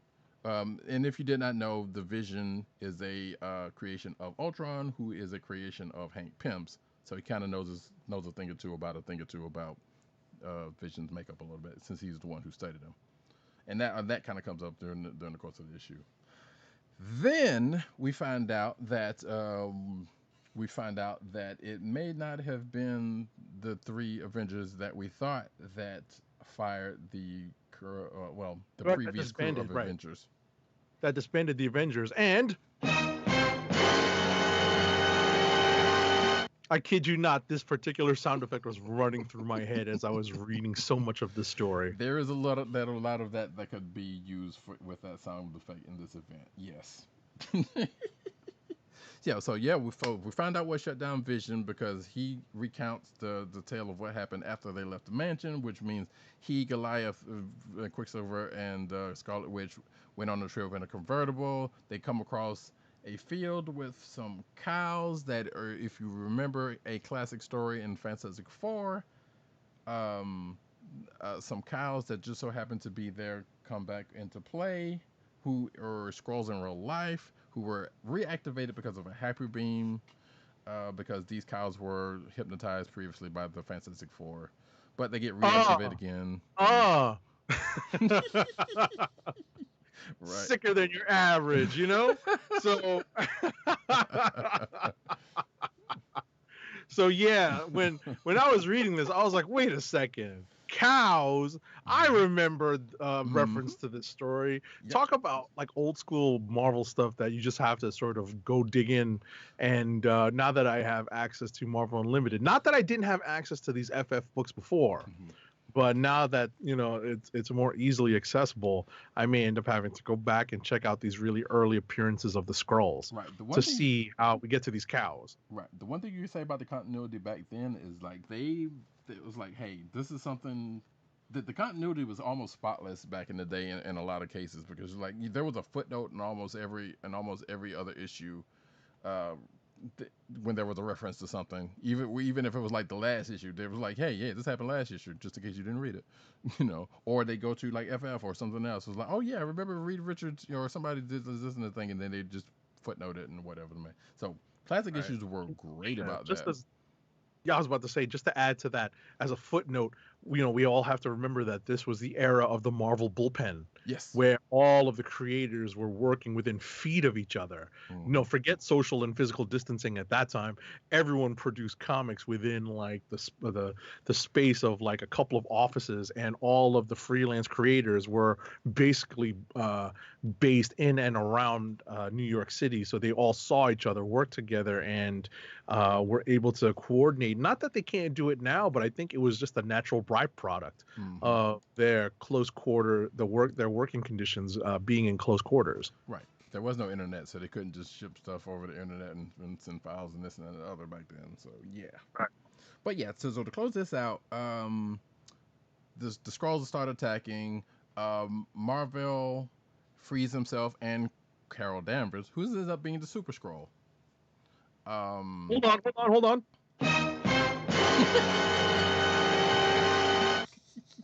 It's the truth.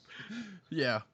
Which you could kind of see, because it was like, again, that's what I say, it was kind of wondering, that was real strange that she happened to show back up in here, or even being here if you know what's what. But nevertheless, so yeah, Super Skrull attacks, and he also gets away while the other Skrulls who were, dressed as cows were fighting the other Avengers, and they as the FF. Right, exactly, as members of the FF, but the Avengers took them down.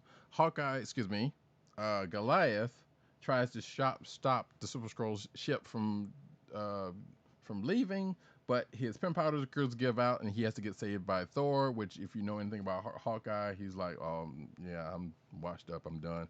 And at the end of this issue, we basically see the Avengers, as Rick Jones points out, at a low point, because he's never seen them all, because everybody's down about everything else. So Vision, Quicksilver and Scarlet Witch has been taken at this point. Marvel's been taken by all of them have been taken by the Super Skrull. The Avengers pretty much won their battles, but they also lost because they're for various reasons. Right. Yeah, Marvel. So I was about to say Marvel, Scarlet Witch, and the Quicksilver are taken. What happens to Carol at this? Because she is captured. That's why they're able to replace her with a Skrull. Right. So, which I don't think they don't ever address that. What do you mean? They don't ever. Oh, what happens to her? Right. Because I assumed like she was just elsewhere. Oh no, she's still there. Actually, I think she's still captured. No, because that was Super Skrull. No, but she's captured. She's there. She's the one that is with Marvel. Oh right. Oh, then I think I just spoiled something for the next issue. Right. Right. Yes. That's right. Because metaphor. That's right. I just spoiled something for the next issue, so that's my fault. But so let us go ahead and get into issue number 94. Sorry. 94. Yeah, we're moving at a quick clip, ladies and gentlemen, through the storyline. So, as we mentioned earlier, this story, it doesn't meander. I can't say that's the wrong way to characterize it, but what it does do is take some detours. Yeah. And at the this story, the cover really threw me off because the cover says, "Behold the Mandroids." Okay, fine. So, and it's worth noting that this the issue where Mandroids are introduced, right? That's one. I was about to say that. Yeah, no, I was about to say just what you did. So. Oh, okay. And then the opening splash page reveals the title of the book as "More Than Inhuman." So this story is written again by Roy Thomas and drawn by Neil Adams. Actually inked. I forgot to mention Tom Palmer, a solid artist and inker in his own right. Inked the last issue and this issue, and we have the Avengers capturing the three Skrulls who were formerly cows. And conferencing with the FF to find out, to find out where to go from here. Mm-hmm. So yeah, and keep hold of that title in your brain because it's not going to come into fold until the. I was about to say it's coming in right now. Because right after the conference with the FF. Well, yeah. There's that part, but I was talking about the other part of that. But you're right. So. Like it just says, the Avengers call the FF. They kind of powwow for a little bit, and they talk about this. And Ben talks about, well, if the Super Skrull, if y'all had seen the Super Skrull, he'd have cleaned y'all clocks because Ben has no chill. Now what we don't know, or what the Avengers don't know, is that that Vision had stowed away on Super Skrull's ship, and we will find out in a little bit. So they don't know that he's menacing until the end of their conversation with the FF. So yeah, Super Skrull goes to the Great Refuge, which is basically the human city on Earth, because they moved a couple. Right. Yes, they moved a couple of different places in their time. This is the main one from early on in their history. Right. The Super Skrull tries to blow it up. This big bubble saves them at the last second. Much to the dismay of the Super Skrull, the Vision and the Vision. All this was all the while the Vision was trying to fight the Super Skrull and possibly tried to save Quicksilver and Scarlet Witch, which he doesn't do. So he's like, "Well, I'm gonna retreat." Then he goes back to Avengers Mansion. Right.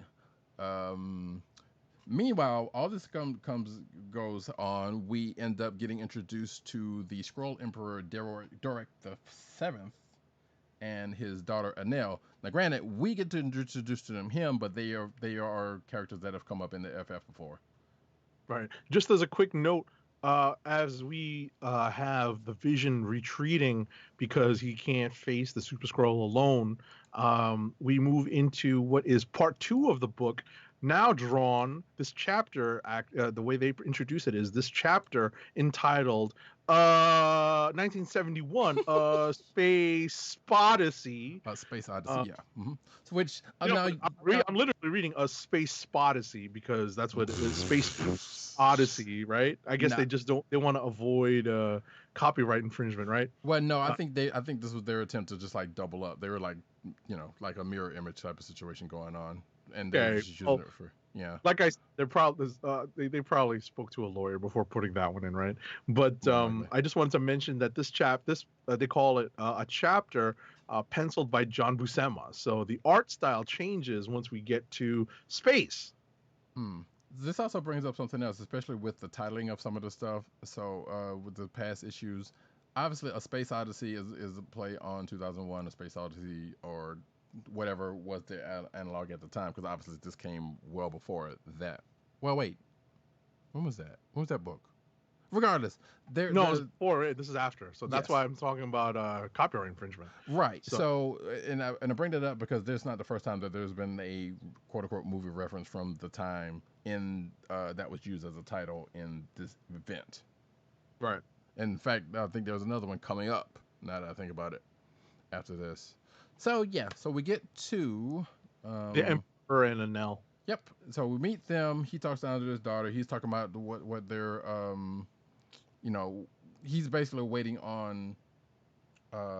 He's talking about their plans basically. Super Skrull comes and brings brings his captives. But they fire on the ship. The Skrulls fire on the ship, knowing it's him. But the Super Skrull gets subdued. The Emperor takes Mar-Vell, Wanda, and Pietro hostage. Because he wants to get the thing called the Omniwave projector from Mar-Vell, who is a Kree and a sworn enemy, and he wants to use it to destroy the Kree. We also see another set of creatures that Pietro and Wanda, aka Quicksilver and Scarlet Witch, get introduced to. Not necessarily because they're in this cage where they're being held hostage while Mar-Vell watches them and they get bargained for. So basically, the Emperor was basically using them to get Mar-Vell to create to do his dirty work. Right. They were the hostages. So yes.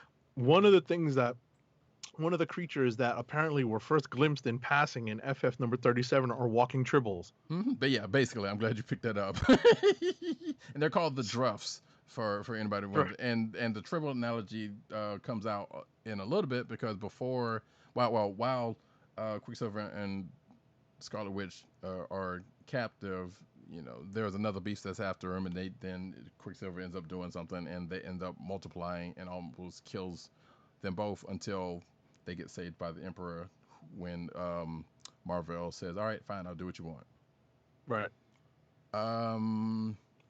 And I think this is yes. And then after this, and Mar-Vell kind of does this thing. We cut back to Earth because right. So hold that thought. Hold that thought. So what's wild about the storytelling style in these books is that you would feel like this is the end of the issue. We're still on page 17. Mm-hmm.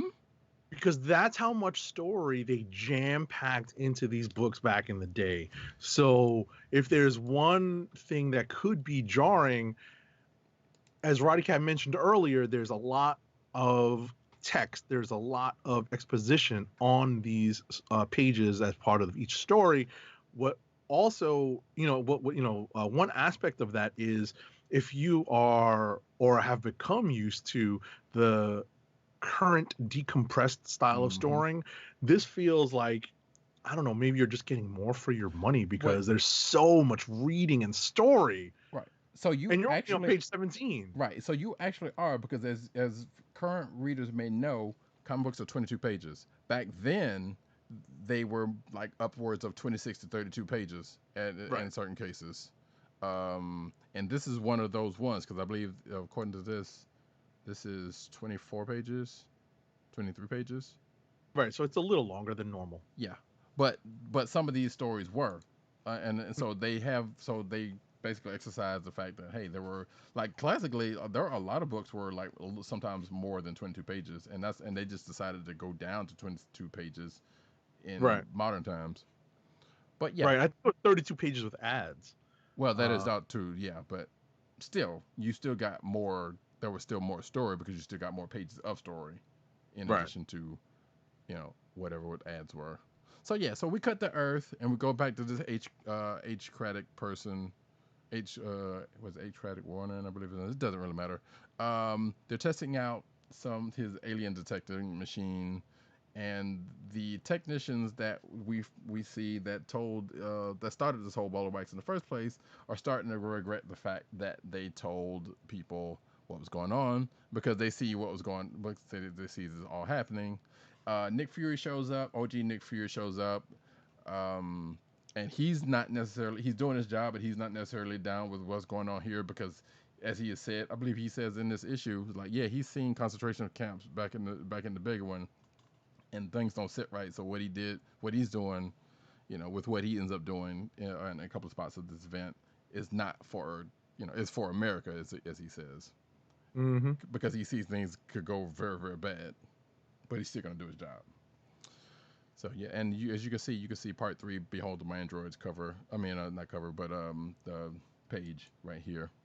Right. So bear in mind that these mandroids are designed by Tony Stark, and this is a point in Marvel and Avengers history where Tony has not revealed his secret identity to the Avengers. That's right. So he is still operating under the guise of being Tony Stark's, I believe, bodyguard. Correct. At this point, and everything that he does seems to betray the fact that he has advanced technical knowledge, but he sort of laughs it off or sloughs it off to, beginner's luck or whatnot. And he actually breaks out the Iron Man roller skates in this, which is hysterical.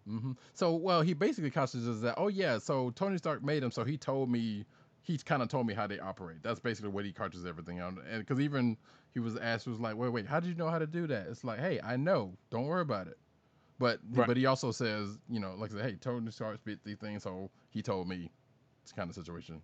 And again, like Agent 7 said, they don't know it's him yet. In fact, I don't think they find out for a while after this.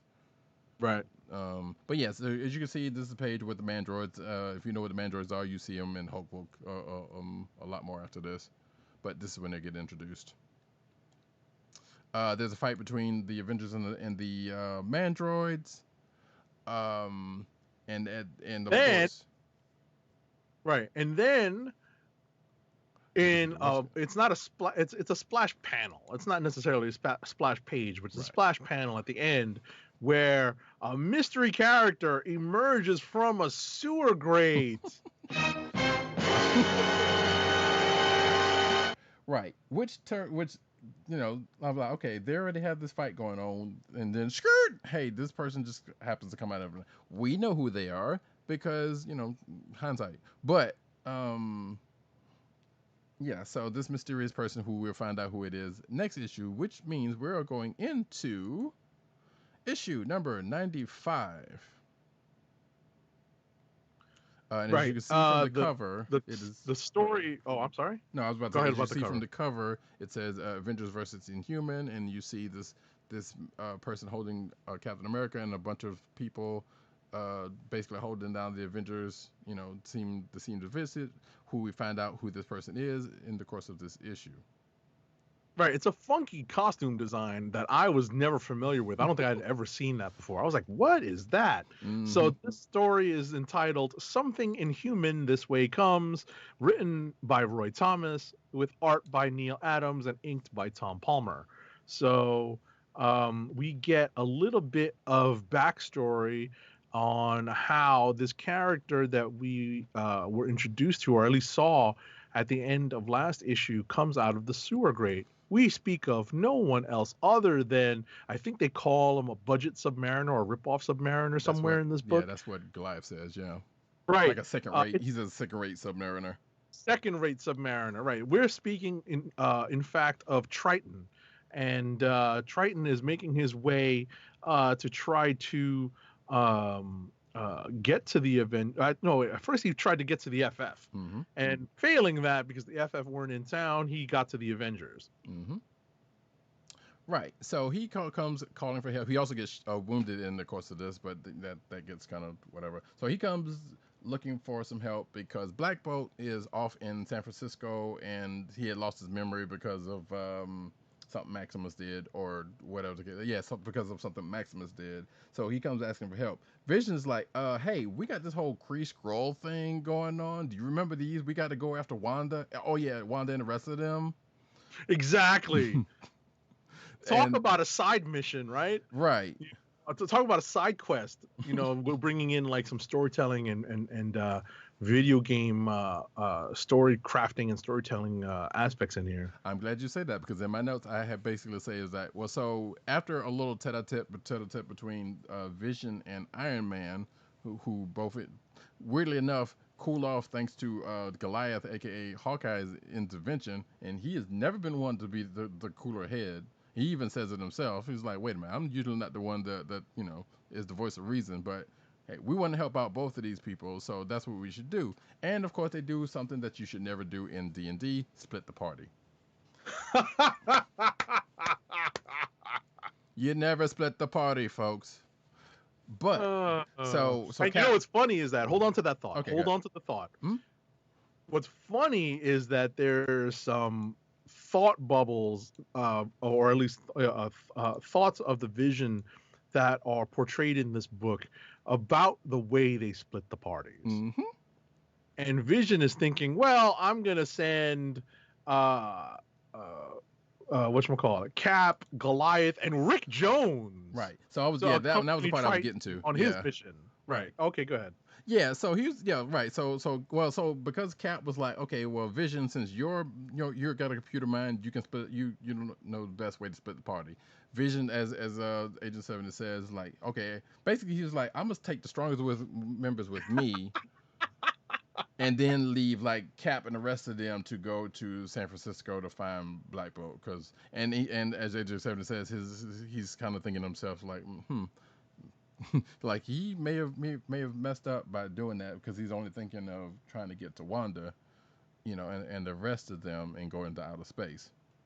But so what happens is the mandroids who are pretty much knocked out because what mandroids are basically they're basically mechs, human-sized mechs. They're basically Iron Man, but they work for Shield. Let's put it that way. But different armor.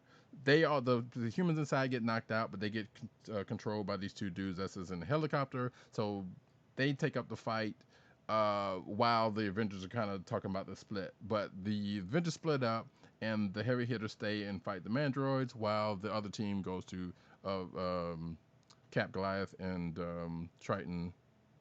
And Rick Jones ends up going to San Francisco. Right. So we cut to San Francisco where we find that Black Bolt has been hiding out because he's had that case of amnesia, but apparently he is quickly regaining his memories. Mm-hmm. Or has gained his memories at this point. It wasn't clear about that. It was like either he had it before this point, I assume, because I don't remember where this must have came. If this came up in a issue like prior to this, it wasn't. This does not come up in previous issues, basically, except for whatever. But anyway, so Black Bolt's kind of defending this kid who's up against. He and his kid is up against some gangsters. The kid gets caught, but just when things get kind of bleak, Cap jumps in, saves the kid with his shield. And the kid's all amazed, and then they get down to talking to his relative because Black Bolt can't talk. But so they basically get Black Bolt back, and he seems to have his memories back. And Triton's talking for him, and they're like, "All right, fine, we're going to the Great Refuge, aka Adeline." So they are on their way there, and then you get this one panel of them kind of brooding to themselves about various things, or at least according to the exposition, and then we get into the backstory of Black Bolt and what happened to him and Maximus. This is amazing. Like, I was reading this, I was enwrapped by this. I was like, wow, I never realized that they had done this little 3-page, that they told so much story in 3 pages, a like 3-page kind of flashback sequence that explained Black Bolt's the majority of Black Bolt's history, how like what happened to his parents, why Maximus actually goes mad is explained in this, and it's amazing to read. Right. And the part of that, which is the part that's pertinent here in all of that, is that Maximus has aligned himself with the Kree so that he could basically take over the Earth. So as folks may or may not know, Inhumans are basically Kree offspring, aka experiments that were set on Earth. That's it in a nutshell. We might get into that a little bit more than that, but for the crux of the story, that ends up being why Maximus is involved, because he's like, well, okay, the Kree's gonna take over. He can get Earth basically, right? And take over the Inhumans at the same time. So Maximus, so they do all that. The other Avengers who's fighting the Mandroids mop that up, and they end up going to the Great Refuge, and they all meet back up. Black Bolt takes down the big bubble that was there from a couple of issues ago, and they end up fighting the Inhumans, which Black Bolt again uses his power, which surprisingly doesn't wreck everything, but he whispers and starts talking to his subjects. And then that is the harshest spoken whisper you could probably imagine. Right. He literally whips out like an entire sentence. Right. You know? And again, if you know Black Bolt's power, like he whispers his throat, he can just wreck whole cities. So there had to been there is some quote unquote control that he evokes for that. And he basically shocks the Inhuman populace out of the thrall of Maximus's control. Mm-hmm. And you can see that page where he does that right then. They all turn on Maximus. Avengers Assemble happens. Maximus is defeated, but not without Rick Jones getting swept away by a Kree soldier. Right, and you're left to think, what just happened? Mm-hmm. So, before we wrap, right? Because essentially, this issue ends with Cap and the Avengers saying, "We're coming for you, Kree and Skrulls alike." Right. Coming after all of yous.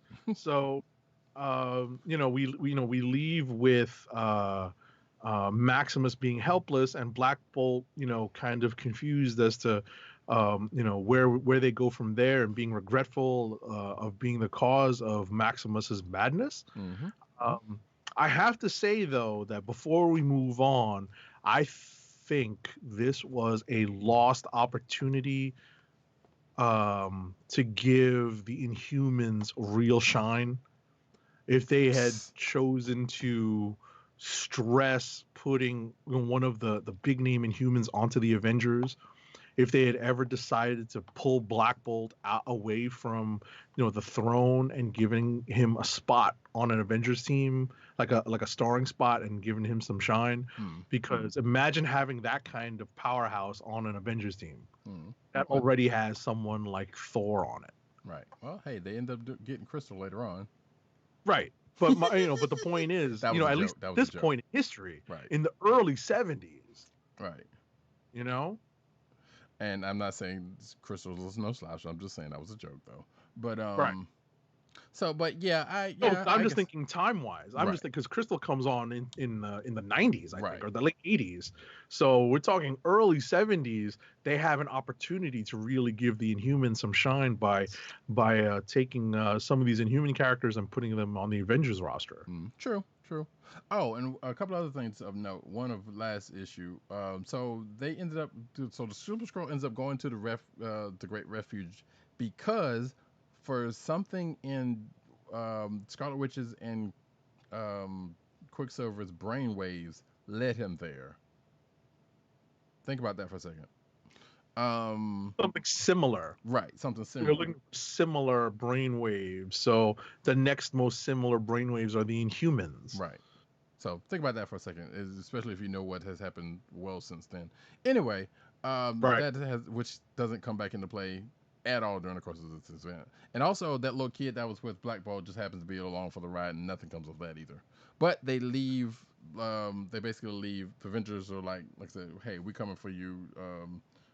Kree-Skrull folks are like, we don't care, we're coming for y'all, and they leave the Inhumans, which leads us into the next issue, issue 96. And here is the this is cover. A classic cover. Yes. This is a classic Neil Adams cover. It's really, I believe, pretty recognizable. If you saw this either slabbed or just bagged and boarded, placed in a bag and board, and just put on display at a comic book store, you would definitely recognize this cover right away. Mm-hmm. And if you're watching the video, you do get to see that. So bloom. So yeah. That kind of plays out. This scene actually does kind of get played out during the course of this issue. So yeah, so it's not completely out of context. Mm-hmm. This issue is entitled The Andromeda Swarm. It is written by Roy Thomas and drawn by Neil Adams, with Tom Palmer and Neil Adams and somebody named Weiss on inks. So We are going into space. Yes. Powered by Mjolnir. Well, yes, but before that, so the Avengers hop what looks to be a Quinjet. I don't even know if that's actually the case, but they basically end up going to the space. It's a more familiar looking Quinjet. Correct. But they end up going to the space station where Nick Fury is, and they kind of have a powwow about it. But he's like, "Look, I can only do but so much, so I'm gonna help you, but I'm gonna look away so you can go do your thing because I don't like the way things going." So yeah, that H. Warren Craddock isn't going to be happy. He's still a factor in the story. Exactly. So the Avengers take off because they're all together now. They finally decided that splitting the party was not good. They get into a spaceship, as Agent 70 said, that's get powered by Mjolnir, which is not the first time they did. Well, I guess this might be the first time they did that. Now that I think about it, but not the last time. In fact, if you've watched probably Avengers EMH or one of those two, this is probably where that comes from. So they set off into space. And by the way, the Ingerminus form, I believe, is the title is They Take on a Book, or is a Crichton book, isn't it? I think so. I'm not sure. I'd have to look that up. Yeah. Regardless, but it is definitely a take on that. So the Avengers are off in space. Oh God, excuse me.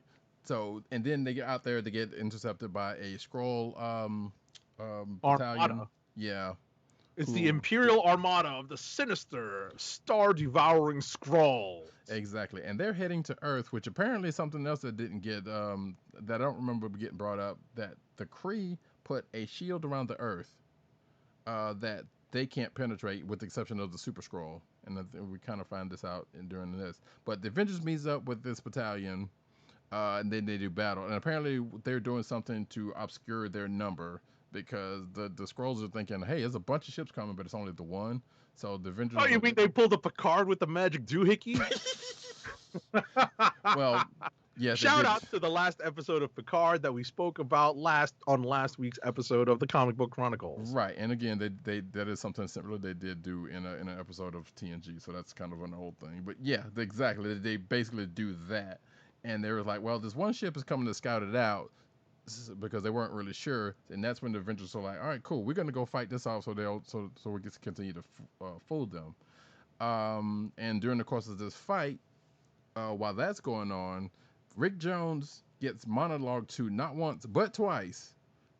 Once by Ronan the Accuser about what he plans to do, and then the other time by the Supreme Intelligence, who basically sends him away to the negative zone after he kind of tells him some things. And you're sitting here like, why do you even care what Rick Jones is doing in this? Like, why did he even get captured in the first place? Well, guess what, folks? It's all leading up to this up in the next issue. But I don't know if you had anything else going on with this issue, as far as we're talking about this issue. Yes? No? No, say again? Oh, I didn't know if you had anything else. I didn't know if you had anything else to add about this issue. Oh no, space combat by the Avengers, pretty cool. Obviously they're not speaking much because they're in space. Right, which is one of the few times they actually do that. You know, they actually are consciously not making, putting any sound effects in because they're in space. It's kind of cool. Whatchamacallit, we get to that, we get to a scene where it's implied that Marvel is betraying them, but it turns out he's not. Yep.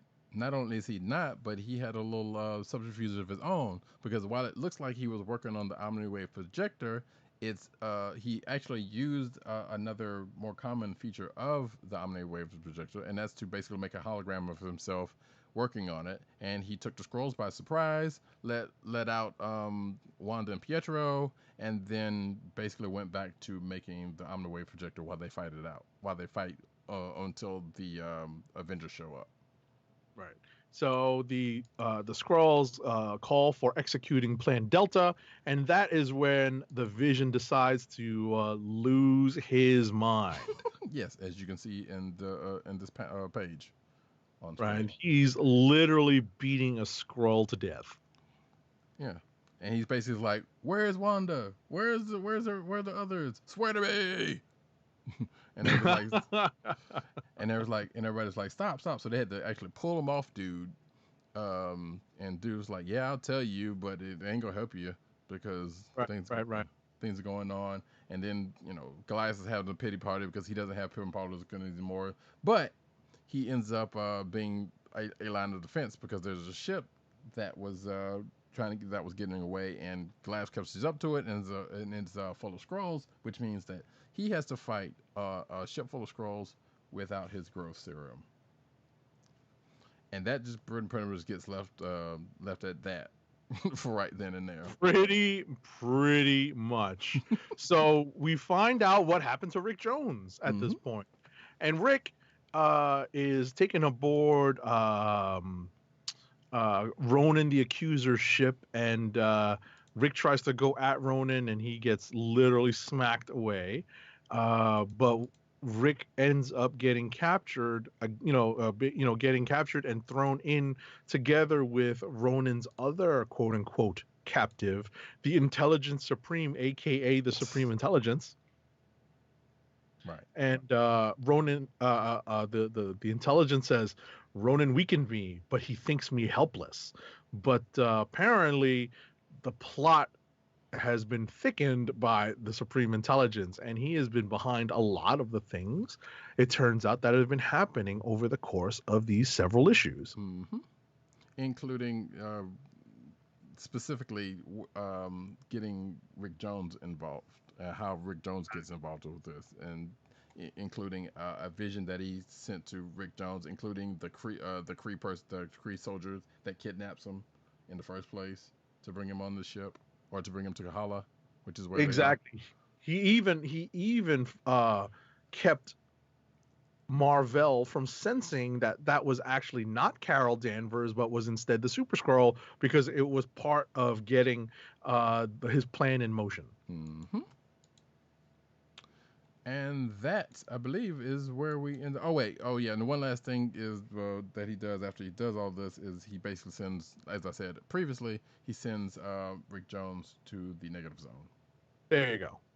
And that ends this issue of the Avengers, and also Annals is back there in the background. But we'll find out what happens with that next issue in.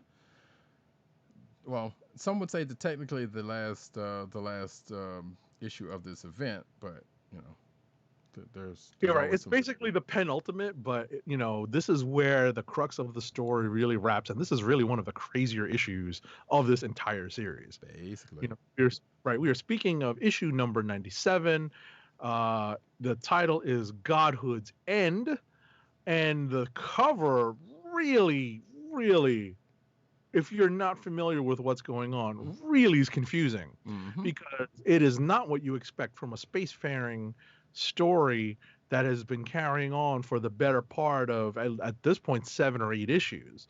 So you don't expect to see the World War II era invaders on the cover of this comic book, the fearful finale of the Skrull versus Kree. They call it the Skrull versus Kree War on the cover. Right. I mean, I guess you could call the next issue the epilogue.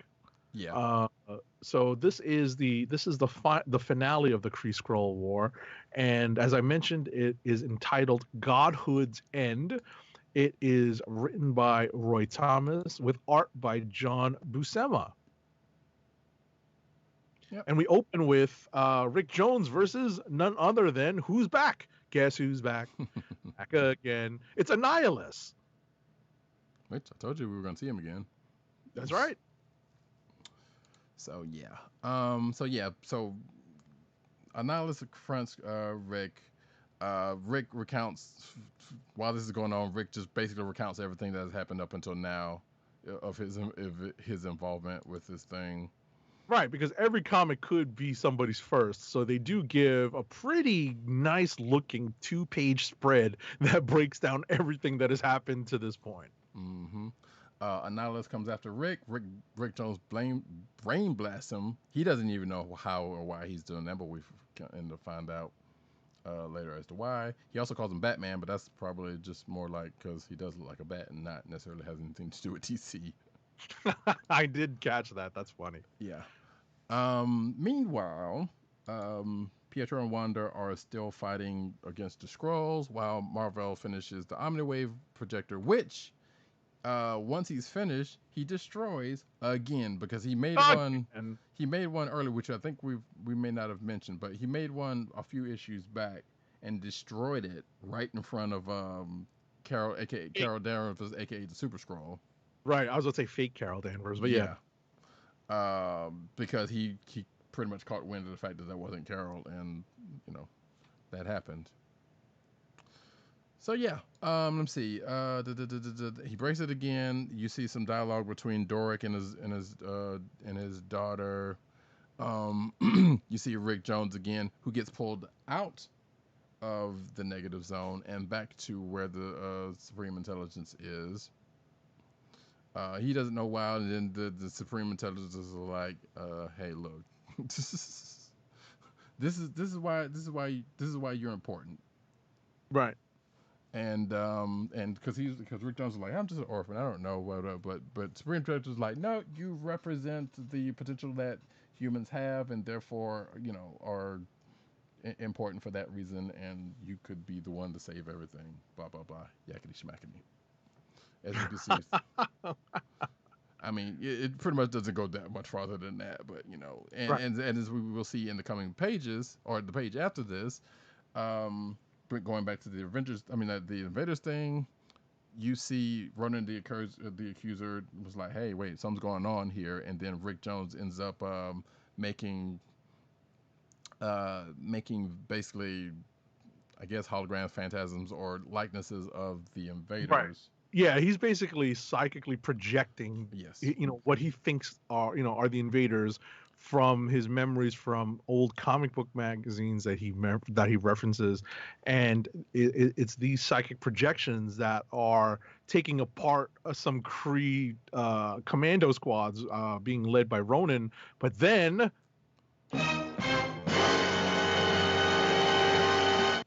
they disappear because that little burst of power took a lot out of Rick, it being the first time him really manifesting that much power at once.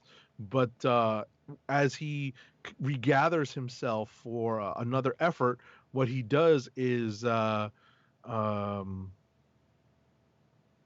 does he do? Contact? He basically kind of activates his link. Right. Yeah, he basically activates his link with Marvel. Right. And through that link happens to freeze all of the attacking Skrulls that Marvel and Quicksilver and Scarlet Witch are around. So using his latent whatever ability that Rick Jones has and their link. And Marvel's just standing there because he's just a conduit at that point. Right. So meanwhile, we skip to the other Avengers who are still fighting, and then the Skrulls they fighting end up freezing, and the whole thing just kind of blossoms out, going from Rick, and then the Avengers are like, hey, what's going on here? We need to get to wherever the things are going on, because all the Skrulls are frozen, and we need to find out what's going on. And even goes so back to Earth, to where we find out that there is a Skrull amongst us. This is where you might want to pull up that. Oh yeah, again. I was about to say, guess who's a Skrull? Yep, one H. Warren Craddock, who, in the midst of his rhetoric, gets seized over by some pain and turns back into a Skrull form and gets handily whipped. He gets beat to death. Literally. He gets beat to death. Whipped. He's beaten to death. And matter of fact, it's so much so that not only does he turn back into a Skrull, he cannot access his Skrull powers because they're shapeshifters. He can't do that, and because he tries to fight off the crowd gets the better of him, and they whip his ass to death. Yep. So This is the first time that we see Skrulls amongst us, and I believe I think that might come back into play at some point because, well, one, it did because of Secret Invasion. That's beside the point. Might end up coming back up again in Empire, also because as we now know from current things, there's always been Skrulls on Earth somewhere, right? Since then, and this is pretty much where that started. So yeah, so Rick Jones is like, oh yeah, I see the vision of this dude, and he's a Skrull, and I killed him, and then he keels over, and as Supreme Intelligence kind of telling him what's what. Right, and the Supreme Intelligence here breaks it down for Rick in no uncertain terms that the reason why the Kree and the Skrull don't like the humans is because they have basically frozen on their evolutionary at the particular evolutionary level that they're at, and they know that humanity is basically their superiors because they are still developing. Right. And yeah, there is that latent potential that I was talking about earlier that all humans tend to have, and obviously we know Earth to be a place where, as have come up many times in the past since then, it was like, yeah, y'all got a bunch of superpowered people and evolutionary changes that make y'all dangerous. Right. And this is kind of starts from there. And I believe this is where the Skrull ends up losing their shapeshifting powers, if I'm not mistaken, from that brain blast. Maybe because that's what's referenced when that Skrull gets beaten to death. Right. I think it might be retcon, or at least maybe not retcon, but at least explained away somewhere else. Yes. But I think you're right. Right, because after this, the Skrulls end up using their shapeshifting power, with the exception of a couple, obviously, because I think Super Skrull and a couple other people magically still ends up having their powers at some point in time in the future after this. But nevertheless, by and large, this is pretty much where they lose that. The Supreme Intelligence brings the Avengers to where Rick Jones is, and they tend to that, and who also talks to Mar-Vell. And he's like, look, you got to do some things, and they whatever, and they talk about that. He's like, you're right, I got to do a thing. Right. Well, I mean, because I kind of Rick is exposed to the Omniwave projector. Right, and I think that's where all this comes from, or I mean, because it looks like he's it looks like Mar-Vell is blaming himself for all this. So hold on. They basically put they kind of put the genie back in the bottle for the time being because of Rick Jones and Captain Marvel's symbiotic relationship that kind of gotten stripped in the beginning of this. At the beginning of the story, right. But they ended up putting it back at the end of this because apparently Rick Jones was dying, and it was Captain Marvel's fault that a lot of this happened. So he enters into Rick Jones. Rick Jones kind of comes back, and now they're back to sharing not necessarily sharing a body, but technically they are. Right. And then the Supermore just talks for another second, and they send the Avengers back home. Pretty much, and we find out that H. Warren Craddock had been kidnapped, and locked away. Nick Fury finds him, and we find out that the original Fantastic Four story had 4 Skrulls, and so they were fighting 3 Skrulls during the course of this story, and that 4th Skrull is the one that kidnapped H. Warren Craddock and took his place. Right. So basically, not only did it end the storyline of this, they're tied up something from an old FF story. Exactly. And then, of course, after all that's said and done, we get to the end of the book, and it was like, oh yeah, everything gets explained, and Warren Craddock's freed, and this and other. And then they were like, oh wait. Everybody didn't come back. Right. So, and then they start thinking about the fact that, oh wait, Goliath is not back. So, what happened? What happened? Basically, and that's where the book ends. Right, right. So we have essentially come to the end of the Kree-Skrull War. We're going to deal with the following issue, which is essentially an epilogue. But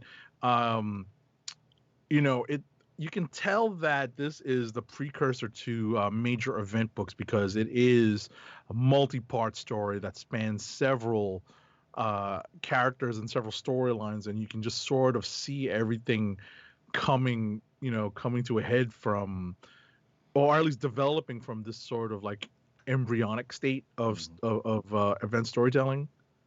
Right.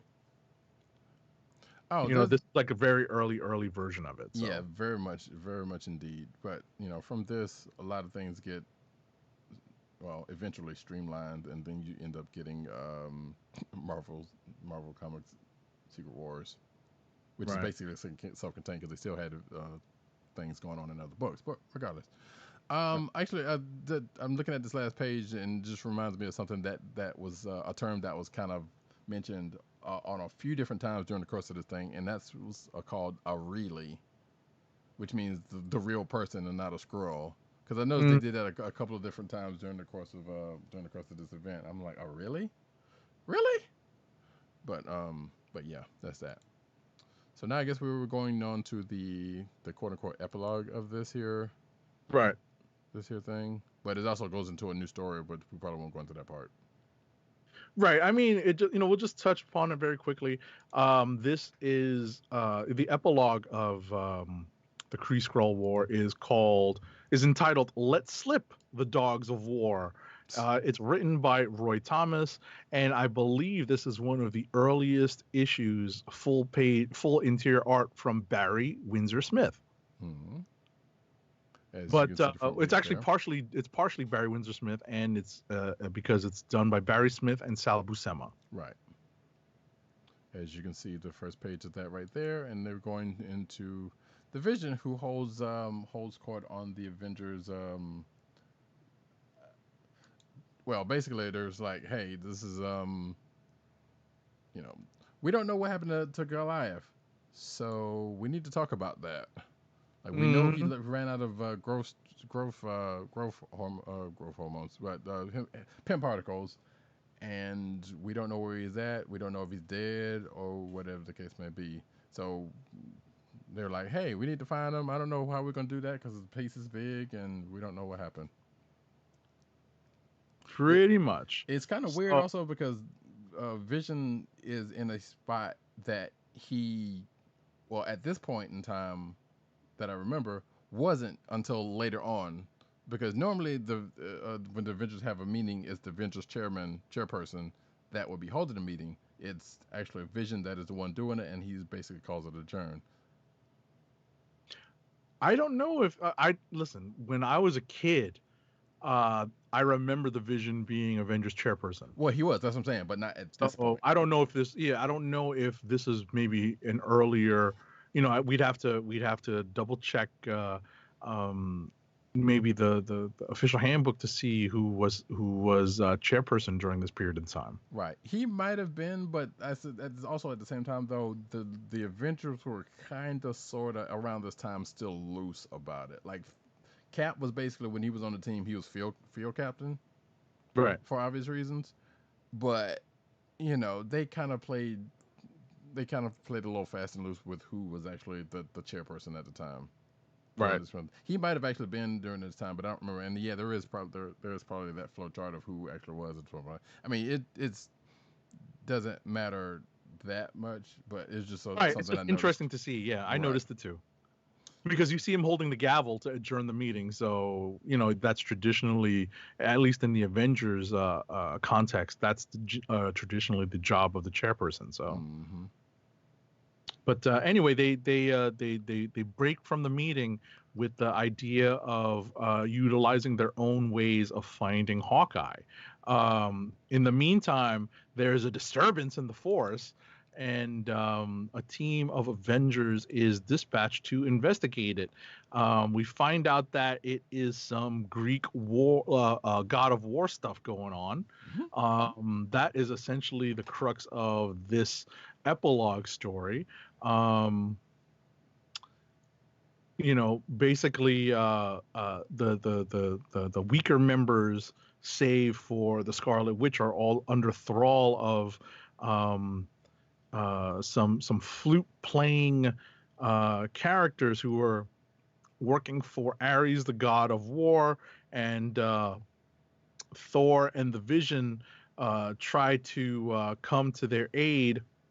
But when all seems lost, what comes flying out of the blue? Hold on. It's the sound effect of the night.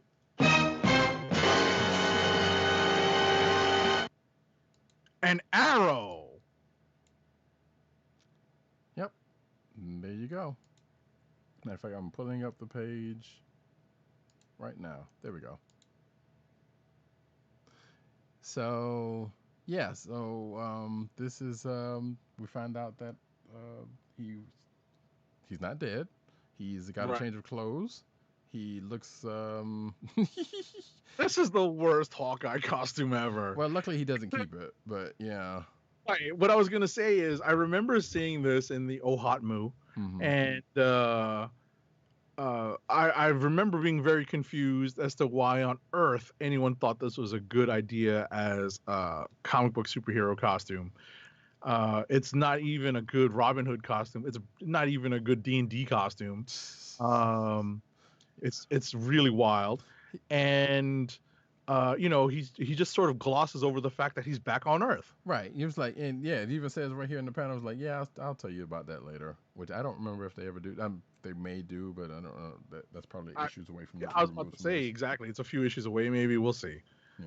But yeah. So we get to the end of this issue, and there is a splash page cliffhanger that is related to Ares, the god of war, that is the main antagonist of this issue.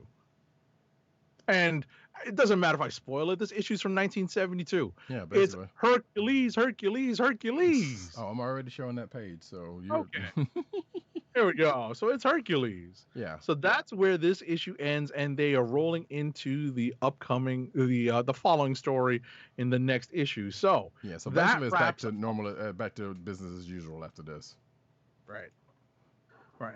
So that wraps up our review of, or at least our recap of the Avengers Kree-Skrull War, which is the precursor to several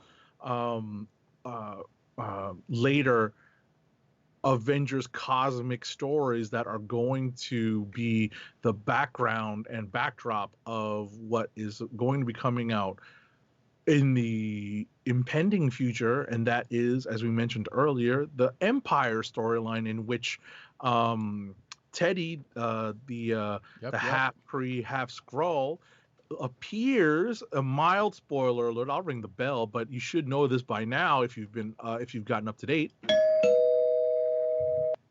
It appears that he is basically utilizing his birthright as head of both the Kree and Skrull empires. Right, he's half Kree, half Skrull. So, and I believe he is the love child of, speaking of, Marvel, and was it the daughter? Or no, it was a handmaiden or somebody. I don't know. I can't remember. It was somebody. It was. Yeah, I can't remember. But it's basically, I think it's Marvel and someone high up in the Kree. I mean, someone high up in the Skrull hierarchy, or somewhere thereabout. It might actually be the daughter that we see, and I don't remember. Actually, you know what? Let me look that up real quick. Like, how about that? Right. Well, while I'm doing that, you go ahead and What I was just going to add is that recommended reading in the lead up to Empire, the first thing is the Kree-Skrull War, which is what we just covered. The next thing is the Celestial Madonna saga, which I was afraid to touch, to be honest, because I think it's even wackier. And then after that, I believe is was it the Celestial Madonna saga? I think it is, or something like that, or no, it's the not Celestial Quest, is it? That might be right. Avengers Celestial Quest? That might be right. But I honestly don't even remember. I mean, I can check. I was about to say, I don't know if I still have access to Road to Empire in my review copies readily available. Let's see. Okay, Road. and yes, I was right. So basically, Doric the seventh daughter, Anel, who we've seen prominently in this, but we didn't talk that much about because she's basically against kind of a lot of stuff that her dad did, and he's like, man, why couldn't I have had a son? Oh, warrior son, yes. Yeah, but apparently, Marvel and her had a thing, and therefore born Hulkling. Okay, all right. Yes. So he is a direct descendant of Marvel. Mm-hmm. He is Doric the Eighth. In fact, yeah, because basically, because I remember reading about this probably before this actually. So they had a thing. She had the kid, but she basically, it's basically Star Wars at that point where it's like, okay, we can't tell. Well, actually, not it's not fully, but he basically gets whisked away to Earth to get raised, while because you know if folks knew or whatever the case may be, it would be bad. And I think she ends up dying at some point, and whoever one of her handmaidens or whoever took care of him, and brought him up, didn't necessarily tell him until whatever recent event that when he found out. Because I remember reading about when he found out, but I can't remember where that was. Got it. Okay, so I still, because we haven't got new comics in a while. I looked up my old files for Road to Empire #1, and at the back of that issue, they give you the trade collections or the issues that you should be looking at for the full story on the events leading to Empire. So as we mentioned, we covered the Avengers, the Kree-Skrull War story. The next up is Avengers, the Complete Celestial Madonna Saga. So you can look that up to see what issues are involved in that. There is a Fantastic Four Visionaries trade paperback by John Byrne that covers some important Kree-Skrull War, kind of like the eternal battle stuff going on between the Kree and the Skrull.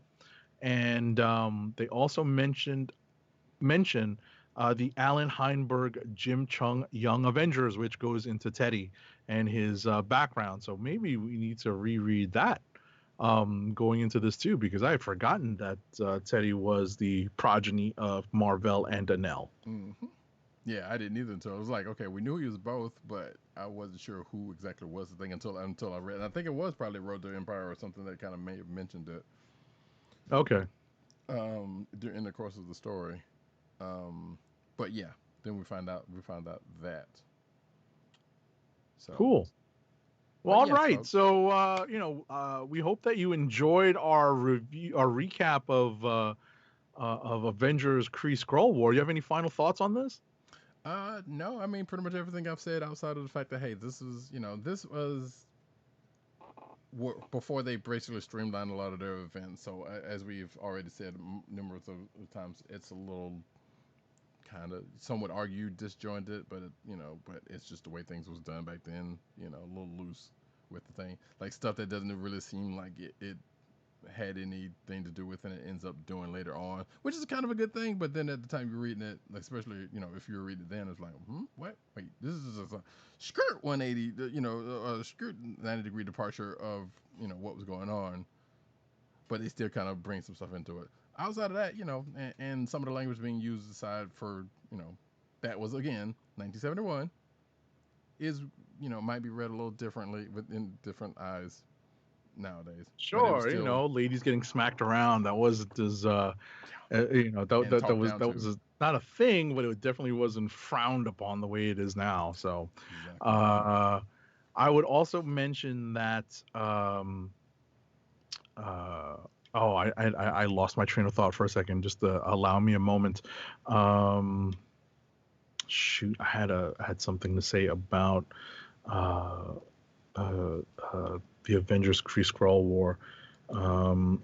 Just to restate what I had mentioned earlier about how it was a lost opportunity to give the Inhumans more shine by sticking them into this one little kind of a side story. Mm-hmm. I mean, I don't know where the Inhumans stood in terms of Marvel history at the time. I think they were obviously far more involved in the Fantastic Four books, and maybe in the Thor books, because the Thor books really leaned heavily upon alien stuff at the time.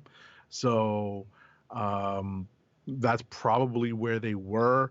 But it's time for me to start diving into Marvel Unlimited to see if I can read on some of those earlier appearances and see what was going on with them. Because and as a final thought on the Inhumans, and I understand why they got a push. In the last several years, we all do, is because Marvel didn't have rights to the X-Men until Disney bought out Fox.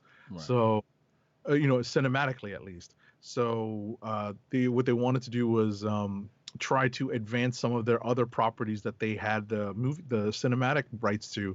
And so they tried to push the Inhumans, and the push did not exactly go over well. Right. And which to me it's a shame, but ultimately it comes down to the fact that the really compelling Inhumans characters are few and far in between for a lot of people. I really only care about following the exploits of Black Bolt. Well, so, yeah. Okay, I'm sorry. I mean, that's just from my perspective, at least. Yeah. Well, I was going to kind of add on to that. Yeah, it was like once you get past a couple of members of the royal family, like it's pretty much Black Bolt, maybe Medusa, maybe Crystal. After that, it kind of just like, So yeah, exactly. You're right about that. Exactly. But it would have been nice to see Black Bolt really take center stage here, as either a member of the Avengers or kind of like a version of Black Panther membership, where he's supposed to really have, actual duties as a monarch, but he finds himself splitting time with, like a superhero group. So actually, speaking of that, now that you mentioned that, so I talked about this earlier with you, but I will mention this now, and I kind of re-mentioned. So the issue before 89, aka 88, before this, Black Panther was involved with the Avengers at this time, but he was basically like, well, I got to get back to Wakanda, and I will try to get back. So he actually was a part of the team, along with Vision, Scarlet Witch, Quicksilver, Hawkeye. Around that time, he was in the corner box. Yes, yeah, exactly. He was in the corner box pretty much the whole time until they changed the corner box. But he wasn't around because even in like 80, I think it was either 87 or 88, it was like, yeah, I got to go. I'll probably be back whenever I'll be back. Well, I was about to say in 87, the title of the book is the title of the story is Look Homeward, Avenger, and the cover says revealed at last, the origin of T'Challa. Yes, so and that story is exactly because that story is like, hey, they just give them the whole backstory, like they're just chilling in the Avengers mansion and was like, hey, we're just gonna tell the story, the T'Challa's backstory. And I think even at that in 88, it was like, yeah, y'all know that the former Black Panther is dead, so now that's why I got to go back and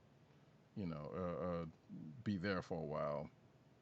Mm-hmm. So, and also, I think if I can't remember if I even said this tonight, we also get a couple of members of what we know to be the Illuminati in 88 in the form of Reed Richards and Charles Xavier, who were basically subduing the Hulk until some other forces try to intervene and the Avengers get called in, right, or stumble upon it because they're trying to work on another case that just so happened to roll into this. Weirdly enough, that's one of those things. It's like, wait, what does this have to do with any of that? And it turns out it kind of doesn't, because that part with the Hulk goes off into Hulk's book, while the Avengers just like, okay, yeah, that happened. They just happen to be involved. Exactly. Exactly. All right. That was something else I was going to say, and I can't remember like what I said, is. I hope everyone enjoyed our little trip down, not even memory lane, because this is new to me. Yeah, it is not necessarily new to me, but like I told Agent 70 prior, like I hadn't read this in a good clean decade, so at least.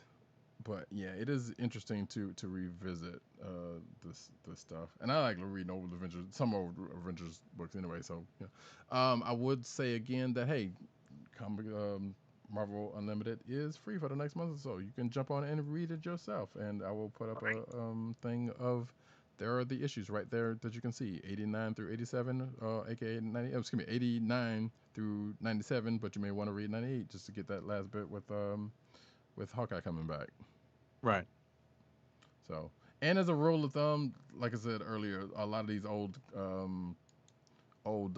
events or whatnot, they sometimes kind of quote unquote start with the splash with the end page of the previous issue or whatever, something leading into it. So sometimes it's just good to kind of go back an issue and go forward an issue anyway. Right. All right. Okay. Okay. But with that, yes. So let's get one more ad read before we wrap this up. Sure. Our last ad read, when we've been on for a while, is, of course, keep our podcast free by shopping at Amazon. Visit cspn.us, then click the Keep Our Podcast Free link at the top of the page. From there, scroll down and click on the Amazon link to shop. Purchase items from Amazon as you normally would, whether it's books, music, electronics, jewelry, apparel, etc. For every purchase made on Amazon through our link, Amazon sends the CSPN a payment that helps us keep the Comic Book Chronicles podcast free for our listeners at no extra cost to you. And we all know you're quarantined and you need some stuff delivered, so make sure to hit up our link on the cspn.us website for Amazon. Amazon.com through cspn.us. Do it today. And with that, folks, we come to another end of another exciting episode of the Comic Book Chronicles. We thank you for coming out. For myself, Roddykat, you can find me at Roddykat on Twitter. You can find me at News Nerds Need on Twitter. You can also find me on Instagram at CBCaps. Agent_70, you can find at Agent_70 on Twitter and Instagram. PCN_Dirt on Twitter. PopCultureNet on Twitter. PopCultureNet.com, his umbrella sites therein. And the Vine replacement Byte, BYTE, under Comic Reviews, no vowels. Tim, DOGD98, the Osiris of this ish. You can find him at that, not the Osiris of this ish, but Tim, DOGG98 on Twitter.